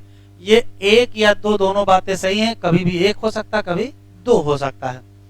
इंटेगमेंट घेर लेगा किसको? न्यूसेलस को। किसको छोड़ के? Accept tip. टिप को छोड़ देगा, और जहां छोड़ देगा वहां क्या आ जाएगी? Small opening. नाम क्या पड़ेगा? Micropyle. Opposite to the micropylar end के क्या होगा? चलाजा, जो क्या रिप्रेजेंट करेगा? Basal part of ovule. फिर देखो लिखा है enclosed within integument. Integument से घिरा हुआ मास ऑफ सेल पाया जाएगा, उसी का नाम क्या है? न्यूसेलस है। सेल्स ऑफ न्यूसेलस की पहचान है abundant Fraser food material located in nucellus. Nucellus के अंदर क्या पाया जाएगा?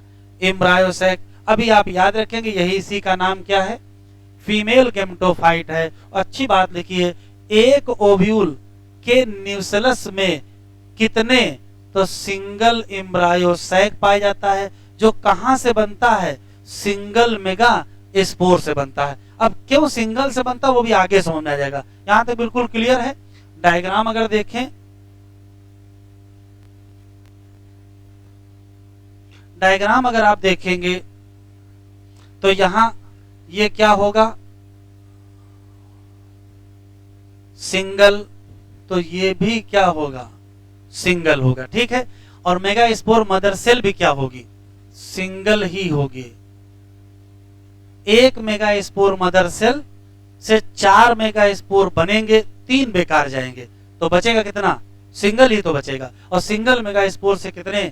सिंगल एम्ब्रायोसैक बनेंगे। तो साइड हेडिंग जरा लिख लीजिए, टाइप ऑफ ओव्यूल, केवल नाम लिख लेते हैं और एग्जाम्पल लिख लेते हैं, ठीक है।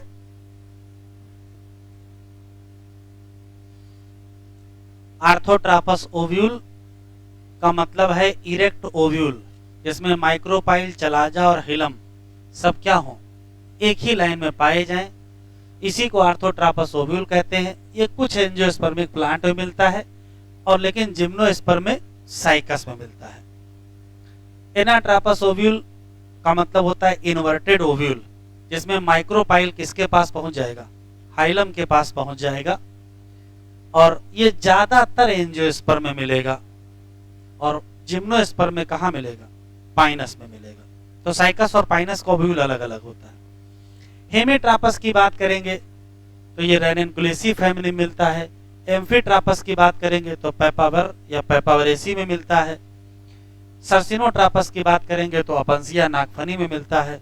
और केम्पाइलोट्रापस की बात करेंगे तो फैबेसी, जिसमें मटर आता है, और ब्रेसिकेसी, जिसमें मस्टर्ड आता है, ठीक है। तो ये नीचे वाले भले ही नहीं याद रहे, ऊपर वाले 2 जरूर आपको याद होने चाहिए।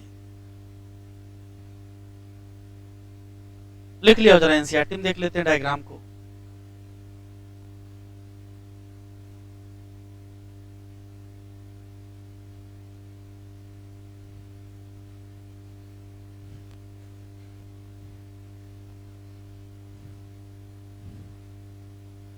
देखें जरा, ये देखिए है माइक्रोपाइल, और यहां ये क्या है? चलाजा। माइक्रोपाइल और चलाजा एक दूसरे के अपोजिट होंगे, चाहे जो ओव्यूल हो, चाहे जो कर लीजिए, कुछ नहीं चेंज होने वाला। लेकिन देखो, जहां माइक्रोपाइल है वहीं क्या है? हाइलम है, और वहीं बगल में क्या है? अटैचमेंट है फ्यूनिकिल का। तो ये सब एक पास पहुंच गए हैं। अब जब मैंने भी आपको बताया था कि घूम के नीचे पहुंच जाता है, तो ये ऊपर कैसे बना है? लॉ एनसीईआरटी ध्यान से देखिए, डायग्राम केवल उल्टा बना है बस। ये डायग्राम ऐसे बना है, इसको ऐसे कर दीजिए। अब ऐसे कर दिया तो देखो क्या हुआ, ये फ्यूनिकिल है, ये फ्यूनिकिल है, ये माइक्रोपाइल है, ये क्या है? चलाजा। तो डायग्राम ऐसे बना होना चाहिए था एनाट्रापस का। समझाने के लिए कैसे बना दिया? ऐसे बना दिया। तो इससे अच्छा ऐसे कर दिए होते, और क्या बना देते? आर्थोट्रापस वाला बना देते। तो एनाट्रापस बनाए, वो भी उल्टा बना दिए हैं। तो एनसीईआरटी उल्टा पकड़ेंगे तो समझ में सीधा आएगा। क्या? इधर देखिए, ये है, इधर की तरफ क्या है? इधर की तरफ फ्यूनिकिल है, ये है ओव्यूल, यहाँ माइक्रोपाइल, यहाँ क्या? चलाजा। इस हिस्से को पकड़ के ऊपर ले जाओ तो कैसा ओव्यूल बन जाएगा? आर्थोट्रापस बन जाएगा। ये आउटर इंटेगमेंट है, ये इनर इंटेगमेंट है, ये माइक्रोपाइल है, ये चलाजा, एम्ब्रायोसैक, न्यूसेलस, कहानी सारी वही दी हुई है, ठीक। हेडिंग डालिए,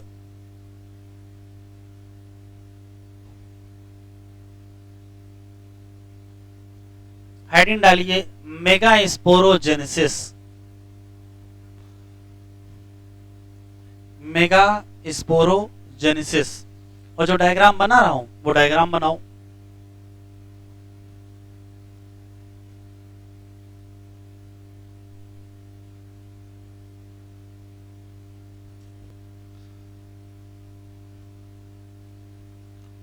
पहला सवाल ये है कि मेगा स्पोरोजेनेसिस क्या है। तो मेगा स्पोरोजेनेसिस का मतलब है मेगा स्पोर का फॉर्मेशन।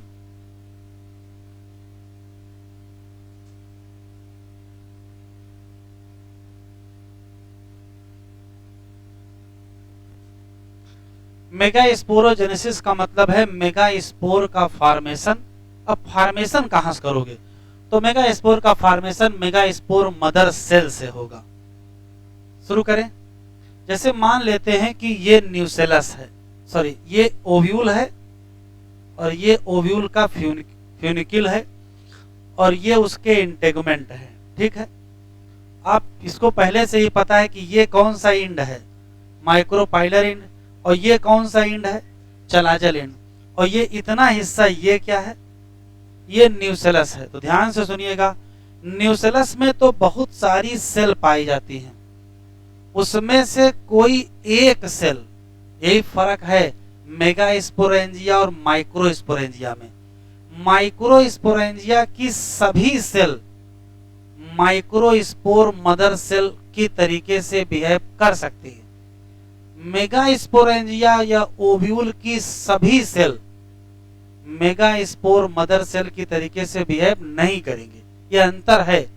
माइक्रो स्पोरोजेनेसिस में लिखा था each cell of megasporangia, यहां ऐसा नहीं है।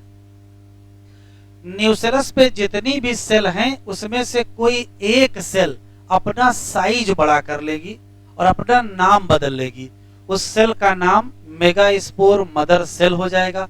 ये लार्ज सेल होगी, डेंस साइटोप्लाज्म होगा और ये डिप्लॉयड सेल पाई जाएगी। ये सेल कहां बनेगी, तो ये न्यूसेलस है तो इधर क्या है, माइक्रोपाइलर इंड, इधर क्या है, चलाजल। तो ये माइक्रोपाइलर इंड की तरफ बनेगी, मतलब इस जगह पर बनेगी, यहां पर बनेगी। ये मेगा स्पोर मदर सेल कहां मिलेगी, तो कहोगे माइक्रोपाइलर एंड पर मिलेगी। और कितनी होगी, तो कहोगे सिंगल ही होगी, एक ही होगी। एक मेगा स्पोर मदर सेल ये मियोसिस में जाएगी। मियोसिस के दो स्टेप होते हैं, मियोसिस 1 और मियोसिस 2। पहले मियोसिस होगी तो दो हेप्लॉइड सेल मिलेंगी, तो हम क्या कहेंगे, डायड कहेंगे। और दूसरी मियोसिस होगी तो 4 मिलेंगे, क्या कहोगे, टेट्राड होगी। ये दोनों सेल एन की होंगी और ये भी चारों सेल एन की होंगी। ठीक है, बस याद रखिएगा मेगा स्पोर का जो टेट्राड बनता है वो लीनियर होता है, जबकि माइक्रो स्पोर का टेट्राड या तो टेट्राहेड्रल होता है या तो आइसोबाइलेटरल होता है। क्लियर, वापस आ जाइए। ये 4 मेगा स्पोर हैं। अब इधर देखिए, मान लेते हैं कि 4 मेगा स्पोर बन गए, एक ये बन गया, दूसरा ये बन गया, तीसरा ये बन गया, चौथा ये बन गया। तो चारों मेगा स्पोर इसी न्यूसेलस के अंदर होंगे। इसमें से 3 मेगा स्पोर माइक्रोपाइल तरफ से गिन लीजिए, तो ये माइक्रोपाइलर इंड, ये क्या है, चलाजल इंड। तो माइक्रोपाइल की तरफ से 3 गिन लीजिए, 1 2 3। ये 3 मेगा स्पोर क्या कर जाएंगे, डीजनरेट। किधर की तरफ के, तो जो डीजनरेट होते हैं वो माइक्रोपाइलर इंड वाले। तो बचा कितना, एक ही मेगा स्पोर, वो होता है फंक्शनल, किधर की तरफ, चलाजल इंड। अब एक ही मेगा स्पोर है तो हुआ क्या, एक मेगा स्पोर मदर सेल से बने तो 4 थे, लेकिन बचा कितना, एक ही बचा। अब एक ही मेगा स्पोर बचा है तो एक ही एम्ब्रायोसैक तो बना पाओगे। जब कभी एम्ब्रायोसैक को एक मेगा स्पोर से बनाया जाता है तो उसे कहते हैं मोनोस्पोरिक, और अगर 2 से बना लो तो डाईस्पोरिक, और अगर 4 से बना लो तो टेट्रास्पोरिक। डिटेल में जब आप बीएससी एमएससी करेंगे तो सबके एग्जाम्पल हैं, मोनोस्पोरिक के भी हैं, बाईस्पोरिक के भी हैं, टेट्रास्पोरिक के भी हैं, लेकिन आपके सिलेबस में नहीं है। आपके सिलेबस में ये है कि सामान्यतया पौधों के न्यूसेलस में एक एम्ब्रायोसैक मिलता है, वो एक ही मेगा स्पोर से बनता है, इस नाते उसका नाम क्या पड़ गया, मोनोस्पोरिक एम्ब्रायोसैक। फिर से सुन लेते, 3-4 पॉइंट लिख लेते हैं। किसी भी ओव्यूल के न्यूसेलस में कोई एक सेल अपना नाम बदल लेगी, क्या कर लेगी, megaspore mother cell. Nucellus अगर 2n है तो मेगा स्पोर मदर सेल भी 2n होगी, वो मियोसिस में जाएगी। तो पहले 2 हेप्लॉइड सेल बनेगी तो मेगा स्पोर डायड कहोगे, फिर एक और मियोसिस होगी तो 4 हैप्लॉइड सेल बनेंगे, मेगास्पोर टेट्राड कहोगे। टेट्राड लीनियर होगा, चारों लाइन में लगे होंगे, ऊपर से गिनना शुरू करेंगे माइक्रोपाइल की तरफ से, 1 2 3 माइक्रोपाइल की तरफ से क्या हो जाएंगे, डीजेनरेट हो जाएंगे। एक मेगास्पोर बचेगा किधर की तरफ, चलाजल एंड की तरफ, वही बाद में डेवलप होकर के क्या बनाएगा, एम्ब्रायोसैक। कैसे बनाएगा अभी बताएंगे। एक मेगास्पोर से एक एम्ब्रायोसैक बनेगा, तो इस एम्ब्रायोसैक का नाम क्या होगा, क्या होगा, मोनोस्पोरिक एम्ब्रायोसैक। कॉन्सेप्ट क्लियर, लिखो।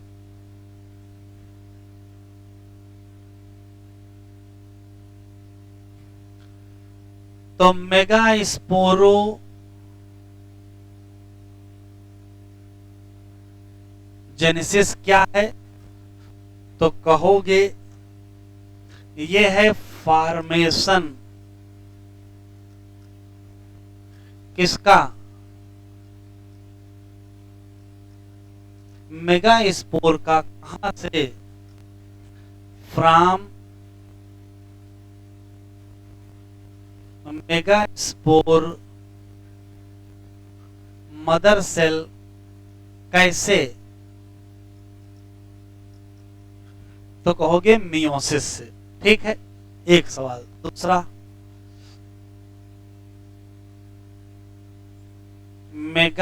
मेगास्पोर मदर सेल ये क्या होती है, तो कहोगे सिंगल सेल, सिंगल ही सेल होती है, फॉर्म इन न्यूसेलस, न्यूसेलस में बनती है। किधर की तरफ, तो कहोगे टूवर्ड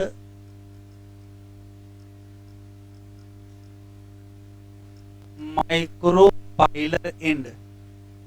ठीक है, फिर क्या होगा, रिडक्शन डिवीजन होगा या मियोसिस होगी। पहले 2 सेल बनेंगे, फिर 4 सेल बनेंगे। तो एक मेगास्पोर मदर सेल कितने, 4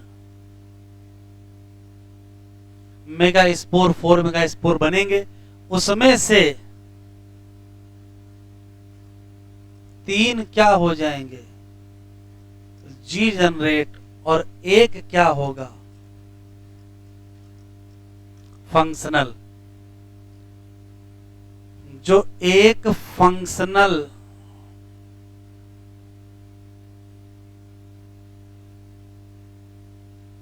मेगास्पोर होगा, ये माइटोसिस में जाएगा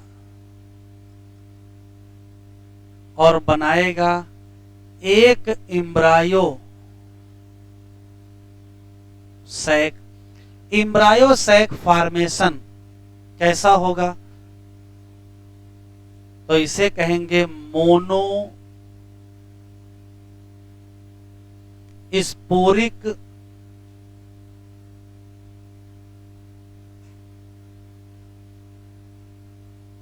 एम्ब्रायोसैक फॉर्मेशन। क्यों, कहां से आया, फ्रॉम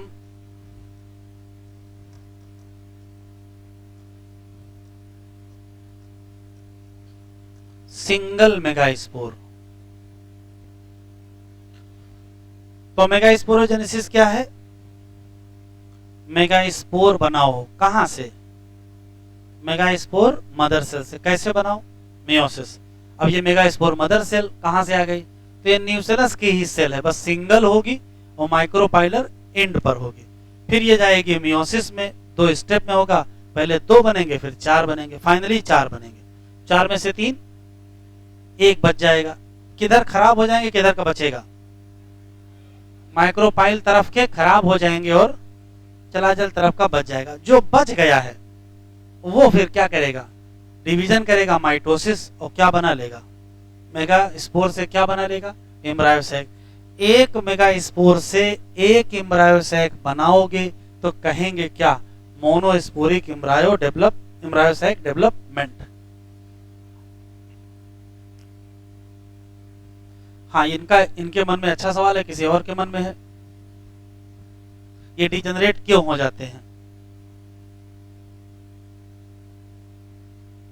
तो आप सोचो, हुआ ये है कि जब डिवीजन हो रहा है, रिडक्शन डिवीजन, तो 4 सेल में 3 सेल के पास प्रॉपर साइटोप्लाज्म का डिस्ट्रीब्यूशन होता है, सॉरी 1 सेल के पास प्रॉपर साइटोप्लाज्म पहुंचता है, 3 सेल के पास उतना प्रॉपर साइटोप्लाज्म नहीं पहुंचता है। अगर बराबर बराबर बांटा जाता तो 4 बन तो जाते, लेकिन चारों कमजोर होते। ऐसे क्या किया गया, ज्यादातर साइटोप्लाज्म एक को मिल जाएगा, तो भले ही 3 खराब हो जाएंगे, लेकिन जो एक बचेगा वो क्या होगा, वो बेहतर होगा। यही हाल एनिमल में भी है। एनिमल में भी रिडक्शन डिवीजन जब होता है तो बनना चाहिए 4 ओवम, बनते कितने हैं, 1, क्योंकि वहां भी 3 क्या हो जाने हैं, खराब हो जाने, अनइक्वल मियोसिस होनी है। शुरू करें, हेडिंग डालिए, डेवलपमेंट ऑफ एम्ब्रायो सैक या एम्ब्रायो सैक डेवलपमेंट।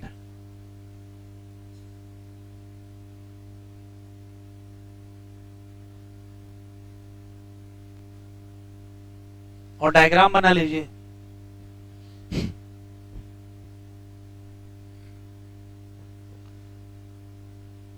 किसी पर्टिकुलर एंजियोस्पर्मिक प्लांट के ओव्यूल के न्यूसेलस में एक मेगास्पोर मदर सेल बनी थी, जिसने मियोसिस करके 4 मेगास्पोर बनाए थे। वो चारों में से 3 डिजेनरेट हो गए थे, 1 मेगास्पोर बचा था। जो फंक्शनल मेगास्पोर था वो किस एंड पर था, ये माइक्रोपाइलर एंड पर था। लेकिन इस पर्टिकुलर मेगास्पोर का डेवलपमेंट होगा, इसके अंदर जो न्यूक्लियस होगा वो हेप्लॉइड होगा। अच्छा, उल्टा लिख गया, सही करो, तो गलत हो गया। कहां होगा,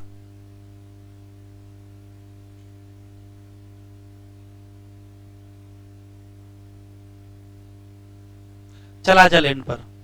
चलाजल एंड पर फंक्शनल मेगास्पोर है, फिर इसका डिवीजन शुरू होगा। तो मेगास्पोर से एम्ब्रायो सैक बनने में जो डिवीजन होता है वो माइटोसिस होता है। लेकिन माइटोसिस का भी कुछ नियम है क्या, कि भाई आप पहले कैरियोकाइनेसिस करिए, फिर साइटोकाइनेसिस करिए, 1 सेल से 2 सेल बना लीजिए, फिर से कैरियोकाइनेसिस करिए, फिर से साइटोकाइनेसिस करिए, 4 सेल बना लीजिए। लेकिन यहाँ ऐसा नहीं हो रहा है। क्या हो रहा है जरा देखो, ये जो न्यूक्लियस है इसमें माइटोसिस होगी और फ्री न्यूक्लियर डिवीजन होगा। फ्री न्यूक्लियर डिवीजन का मतलब है कैरियोकाइनेसिस तो होगी लेकिन साइटोकाइनेसिस नहीं होगी। या कह सकते हो 1 सेल से 2 सेल नहीं बनेंगी, 1 न्यूक्लियस से 2 न्यूक्लियस तो बनेंगे, लेकिन 1 सेल से 2 सेल नहीं बनेंगी, क्योंकि सेल वॉल का फॉर्मेशन नहीं करेंगे। तो देखो क्या हुआ, पहला जो न्यूक्लियर डिवीजन हुआ तो उससे 2 न्यूक्लियस बन गए, 1 न्यूक्लियस ये हेप्लॉइड का और 1 न्यूक्लियस ये हेप्लॉइड का, और ये अलग अलग पोल पे चले गए। ये माइक्रोपाइलर पोल की तरफ आ गया, ये चलाजल पोल की तरफ आ गया। फिर इसमें भी फ्री न्यूक्लियर डिवीजन होगा, इसमें भी फ्री न्यूक्लियर डिवीजन होगा, इससे 2 बन जाएंगे, इससे भी 2 बन जाएंगे। तो 2 माइक्रोपाइलर पोल की तरफ होंगे, 2 चलाजल पोल की तरफ होंगे। इसमें भी फ्री न्यूक्लियर, इसमें भी फ्री न्यूक्लियर डिवीजन होगा। तो यहाँ 4 हो जाएंगे और यहाँ 4 न्यूक्लियस, कुल कितने हो जाएंगे, 8। तो कहोगे पहले बना 2 न्यूक्लिएटेड एम्ब्रायो सैक, फिर बना 4 न्यूक्लिएटेड एम्ब्रायो सैक, फिर बना 8 न्यूक्लिएटेड एम्ब्रायो सैक। तब इनको याद आया कि सेल वॉल भी बनाना होता है। तो कहा ठीक, कोई बात नहीं, अब सेल वॉल बना लेते हैं। तो जब सेल वॉल बनाना होगा तो देखो कैसे सेल वॉल बनाएंगे। इसमें से 1 न्यूक्लियस सेंटर की तरफ आ जाएगा और इसमें से 1 न्यूक्लियस सेंटर की तरफ जाएगा। तो 2 न्यूक्लियस कहां पहुंच गए, तो कहोगे सेंटर में पहुंच गए। तो यहां कितने बचे और यहां भी कितने बचे, 3। तो जो 3 यहां बचे उसके बाहर बाहर सेल वॉल बना दी गई, और जो 3 यहां बचे उसके बाहर बाहर सेल वॉल बना दी गई। तो क्वेश्चन पूछा गया है कि सेल वॉल बनने के दौरान कितने न्यूक्लियस के चारों तरफ सेल वॉल बनती है। तो कहोगे 6 न्यूक्लियस के चारों तरफ सेल वॉल बनती है। तो जो 6 न्यूक्लियस के तरफ सेल वॉल बनी है उसमें से 3 न्यूक्लियस किधर थे, माइक्रोपाइलर एंड पर, और 3 न्यूक्लियस कहाँ थे, चलाजल एंड पर। यहाँ जो 3 सेल बनेंगी उसमें से एक सेल का नाम एग सेल हो जाएगा और 2 सेल का नाम सिनर्जिड सेल हो जाएगा, और जो 3 चलाजल एंड पर बनेंगे उनका नाम एंटीपोडल सेल। तो सेल या न्यूक्लियस का डिस्ट्रीब्यूशन बड़ा विशेष है। 3 न्यूक्लियस जो किधर हो, माइक्रोपाइलर एंड की तरफ, उसमें से एक क्या बना लेगी, एक सेल, और 2 क्या बना लेंगे, सिनर्जिड सेल। और 3 न्यूक्लियस जो चलाजल एंड की तरफ होंगे वो तीनों क्या बना लेंगे, एंटीपोडल सेल। और देखो ये है एक एग सेल जो कि हैप्लॉइड है, 2 सिनर्जिड सेल जो कि क्या है, हैप्लॉइड है, 3 एंटीपोडल सेल वो भी क्या है, हैप्लॉइड है। अब देखिए क्या चेंज आया है, ये बड़ी वाली सेल जो दिख रही है लार्ज सेल, इसी का नाम क्या हो जाता है, सेंट्रल सेल। लार्ज सेल का नाम सेंट्रल सेल, और इसी में वो 2 न्यूक्लियस मिलेंगे जो सेल वॉल से घिरे नहीं होंगे। इन 2 न्यूक्लियस का नाम क्या पड़ गया, पोलर न्यूक्लियाई। तो कुल टोटल सेल कितनी है, तो देखो 3 सेल इधर है, 3 सेल इधर है, और एक ये बड़ी सेल है, तो कुल कितनी सेल है, 7 सेल। लेकिन न्यूक्लियस 8 न्यूक्लिएटेड 7 सेल स्टेज को ही कहते हैं क्या, मैच्योर एम्ब्रायोसैक या टिपिकल एम्ब्रायोसैक। तो typical mature embryo sac of angiosperm में क्या क्या होगा, तो कहोगे 8 न्यूक्लियस होंगे लेकिन 7 cell.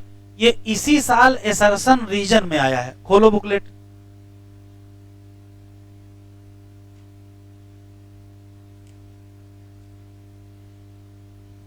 Page number 35, question number 92। कुछ लोगों ने बुकलेट को अचार में डाल दिया है कि जब खट्टा हो जाएगा तब खाएंगे, है ना, घर में रखे रहते हैं। पेज नंबर 35, क्वेश्चन नंबर 92 पढ़ो भैया।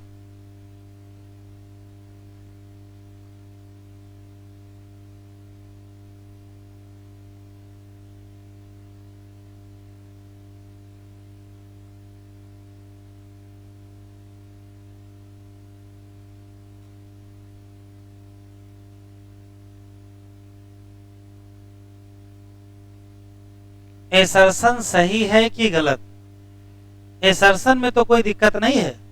लो देखें, एसर्सन लिखा है टिपिकल अनफर्टिलाइज्ड, ये अनफर्टिलाइज्ड तो है ही। Typical unfertilised angiosperm embryo sac at maturity is 8 nucleated 7 cell. Assertion तो सही है। क्यों, तो क्यों देखो आंसर दिया है, egg apparatus has 2 polar nuclei. ये तो रीजन हो गया गलत, तो रीजन क्या होगा,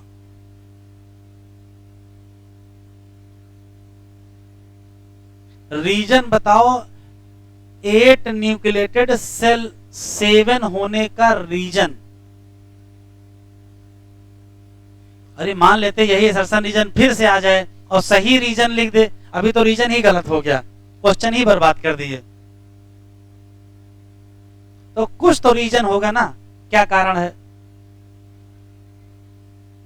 और इसका असली कारण है, पहले बताए हैं कि 8 में से 6 न्यूक्लियस के चारों तरफ सेलवाल बनती है, 2 के चारों तरफ सेलवाल नहीं बनती है, वही असली कारण है। जब 6 के तरफ तारों बन जाएगी तो 6 नई सेल हो जाएंगी और एक पुरानी सेल हो जाएगी, कुल कितनी सेल हो जाएंगी, 7 सेल। अगर 8 के चारों तरफ सेलवाल बन जाती तब तो अलग अलग सेल हो जाती। तो ये 2 पोलर न्यूक्लियाई बच गई हैं क्योंकि दोनों के तरफ सेलवाल नहीं बनी। कॉन्सेप्ट क्लियर है, फिर से सुन लेते हैं।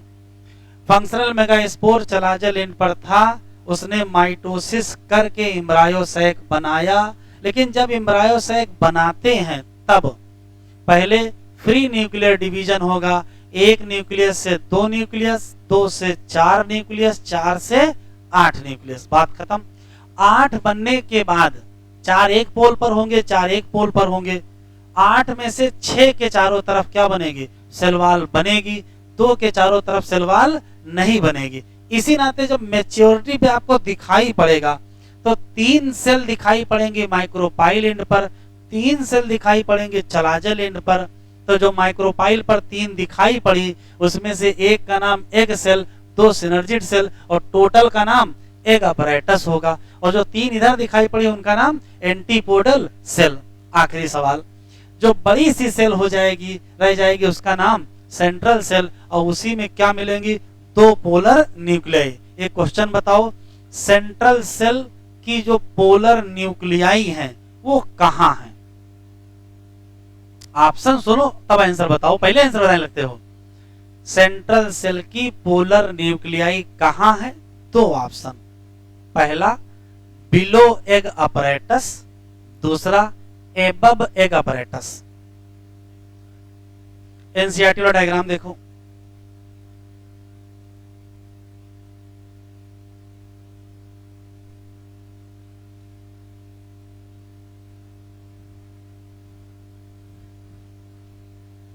बताओ पोलर न्यूक्लियाई कहां है? एग अपरेटस के ऊपर है कि एग अपरेटस के नीचे है?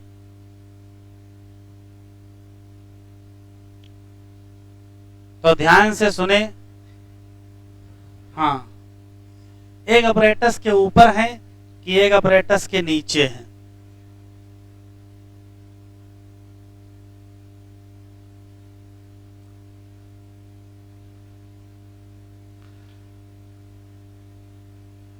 ये है एग अपरेटस और ये है पोलर न्यूक्लियाई।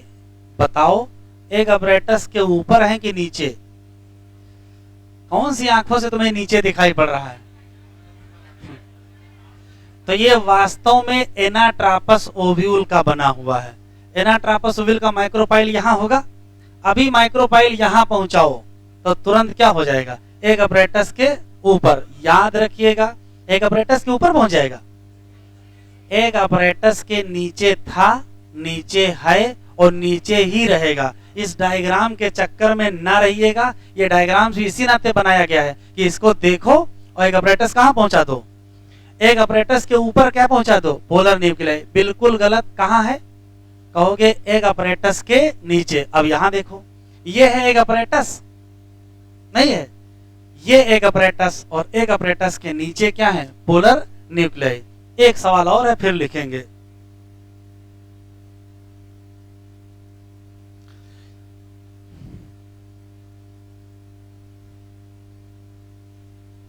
देख लो जरा, ये मान लेते हैं कि सिनर्जिड सेल है। ये मान लेते हैं कि सिनर्जिड सेल है।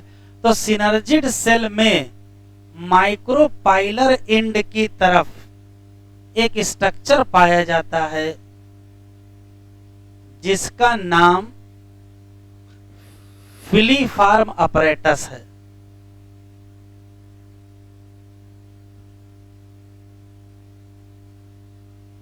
दो क्वेश्चन हैं, ये सेल कौन सी है? बताओ फिलीफार्म अपरेटस है कहां? तो कहोगे सिनर्जिड सेल के माइक्रोपाइलर एंड।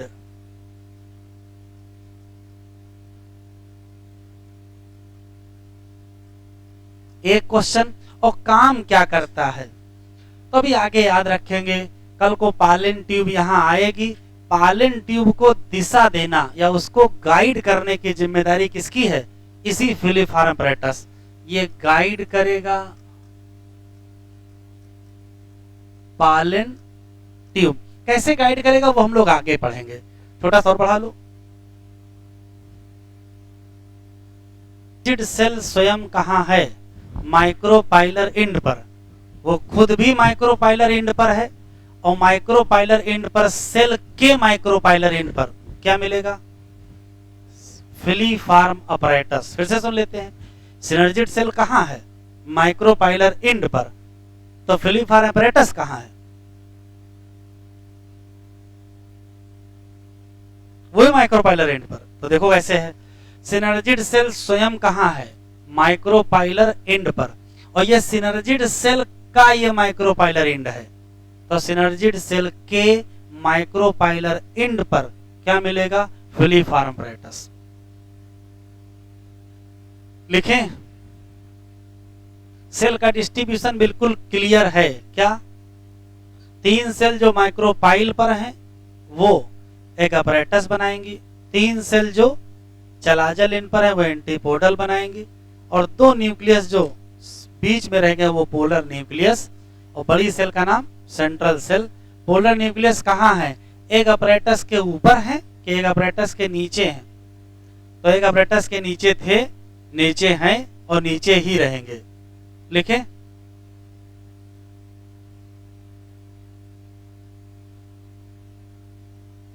लाइनें लिख लो।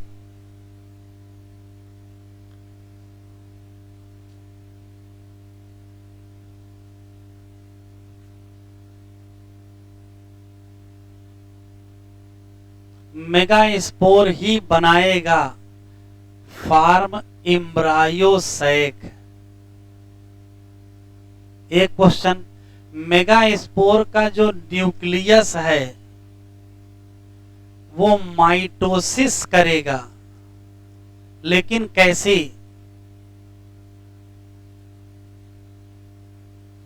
फ्री न्यूक्लियर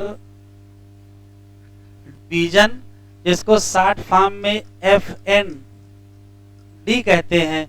इसका मतलब ये है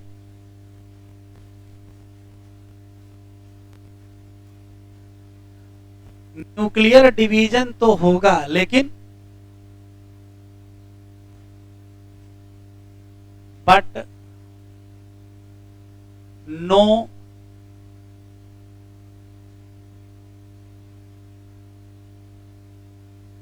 सेल वॉल फॉर्मेशन। कितने फ्री न्यूक्लियर डिवीजन होंगे? तो कहोगे 3 होंगे।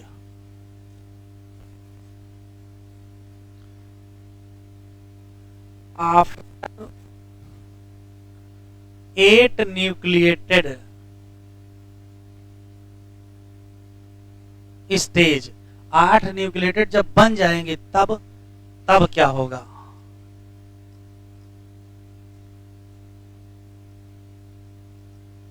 सेल वॉल फॉर्मेशन होगा।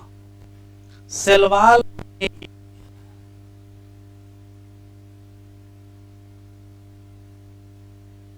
कितने न्यूक्लियस के अराउंड? 6 के अराउंड बनेगी, 2 के अराउंड नहीं बनेगी।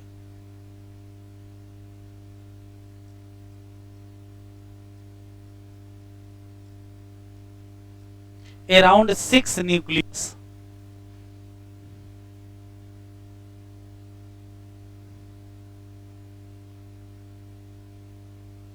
तो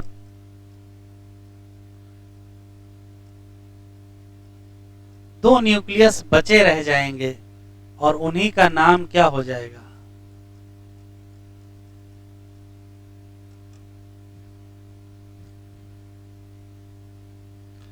तीन सेल एट माइक्रो पाइलर एंड क्या बना लेंगी?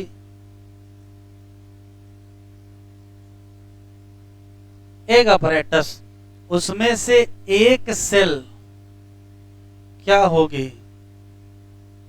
एक सेल, और 2 क्या होंगे? Synergid cell.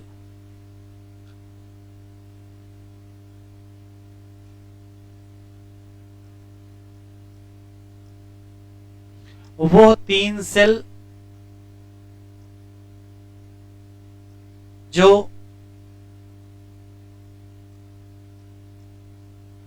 चलाजल एंड पर होंगी वो कही जाएंगी एंटीपोडल सेल।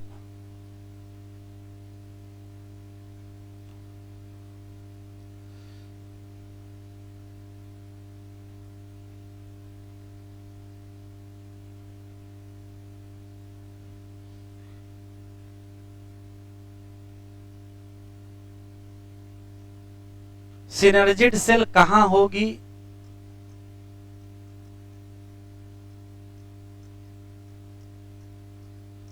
माइक्रोपाइलर एंड पर होगी। सिनर्जी सेल में क्या होगा?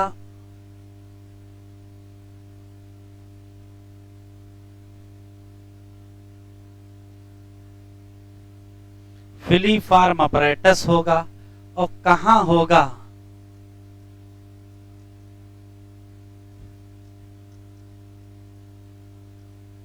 माइक्रोपाइलर इंड की तरफ होगा। और काम बता चुके हैं।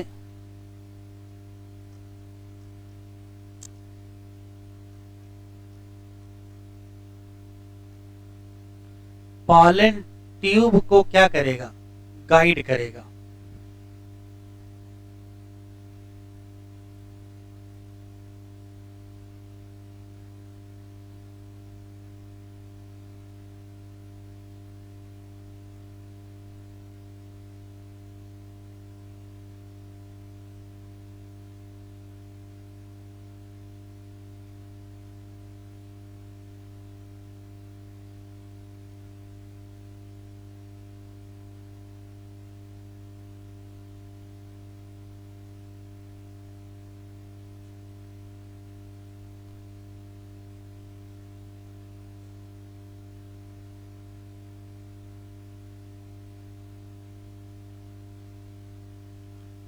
अगले लेक्चर पर यह बताएंगे कि किसी भी एम्ब्रायोसाइक को बनने में कितने माइटोसिस और कितने मियोसिस।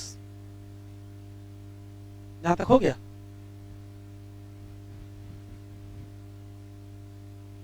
और उस टाइप के कई क्वेश्चन हैं, जैसे कुछ क्वेश्चन हमने इससे पहले लेक्चर में करवा दिए थे। माइटोसिस मियोसिस की काउंटिंग पालिन ग्रेन बनवाने में या मेल गैमेट बनवाने में।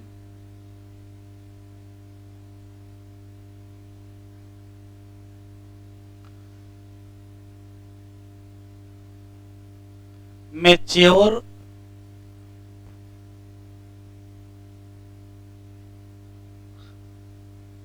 टिपिकल एम्ब्रायोसैक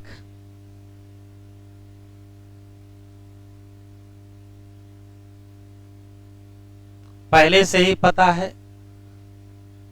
एक 8 न्यूक्लिएटेड एंड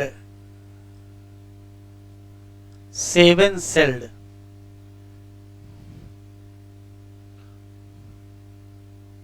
इसका रीजन क्या है? रीजन है not all nucleus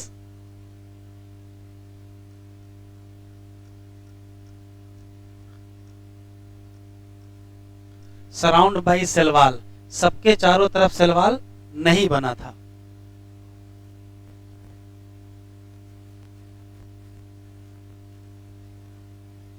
central cell क्या है?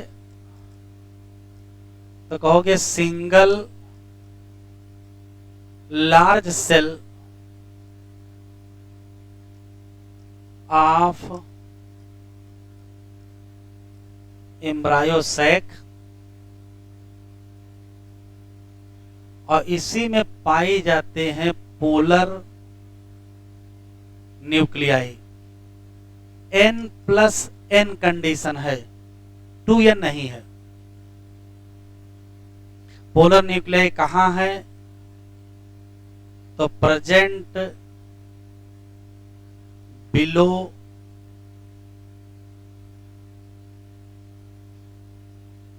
apparatus in central cell।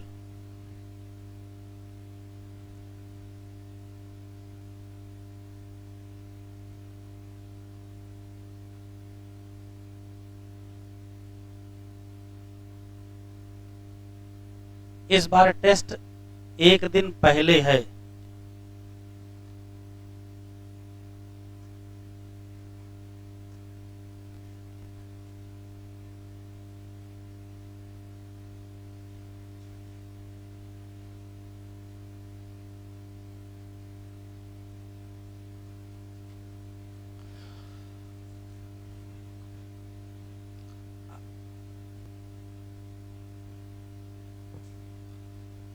process of formation of megaspore from megaspore mother cell is called megasporogenesis.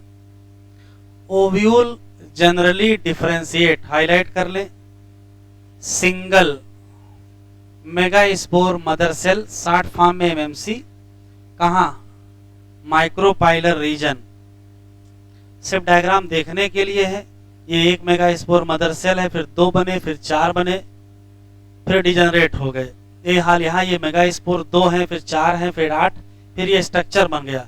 ये भी स्ट्रक्चर है। मेगास्पोर मदर सेल एक बड़ी सी सेल है, साइटोप्लाज्म है, प्रोमिनेंट न्यूक्लियस है। ये जाएगी मियोसिस में। What is importance of megaspore mother cell undergoes meiosis? तो नहीं जाती तो हैप्लॉइड स्पोर ना बनते।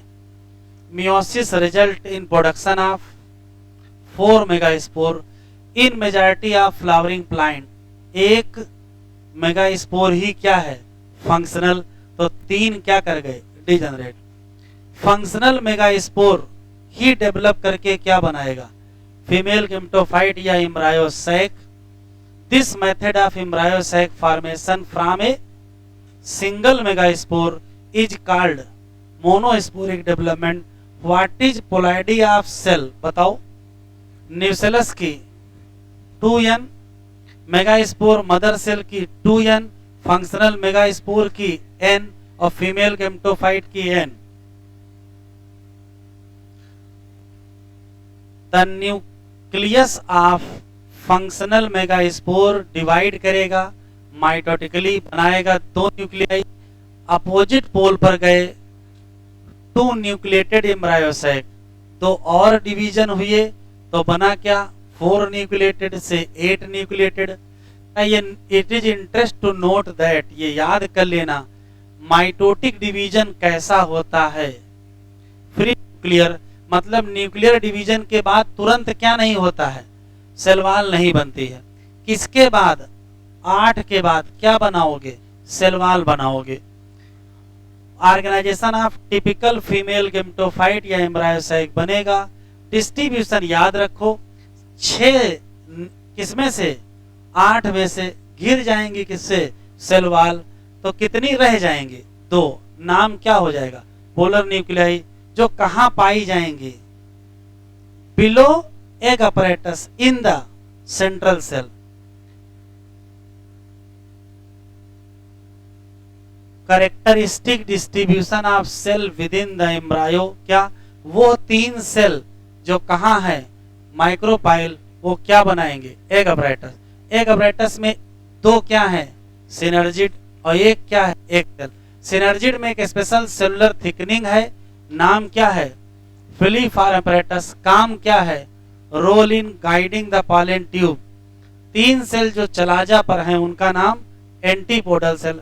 बड़ी सेल जिसका नाम पहले से ही क्या है, सेंट्रल सेल है, 2 क्या है, पोलर न्यूक्लियाई। इसी नाते टिपिकल एंजियोस्पर्म एम्ब्रायोसैक में क्या होगा, 8 न्यूक्लियस 7 सेल, बस।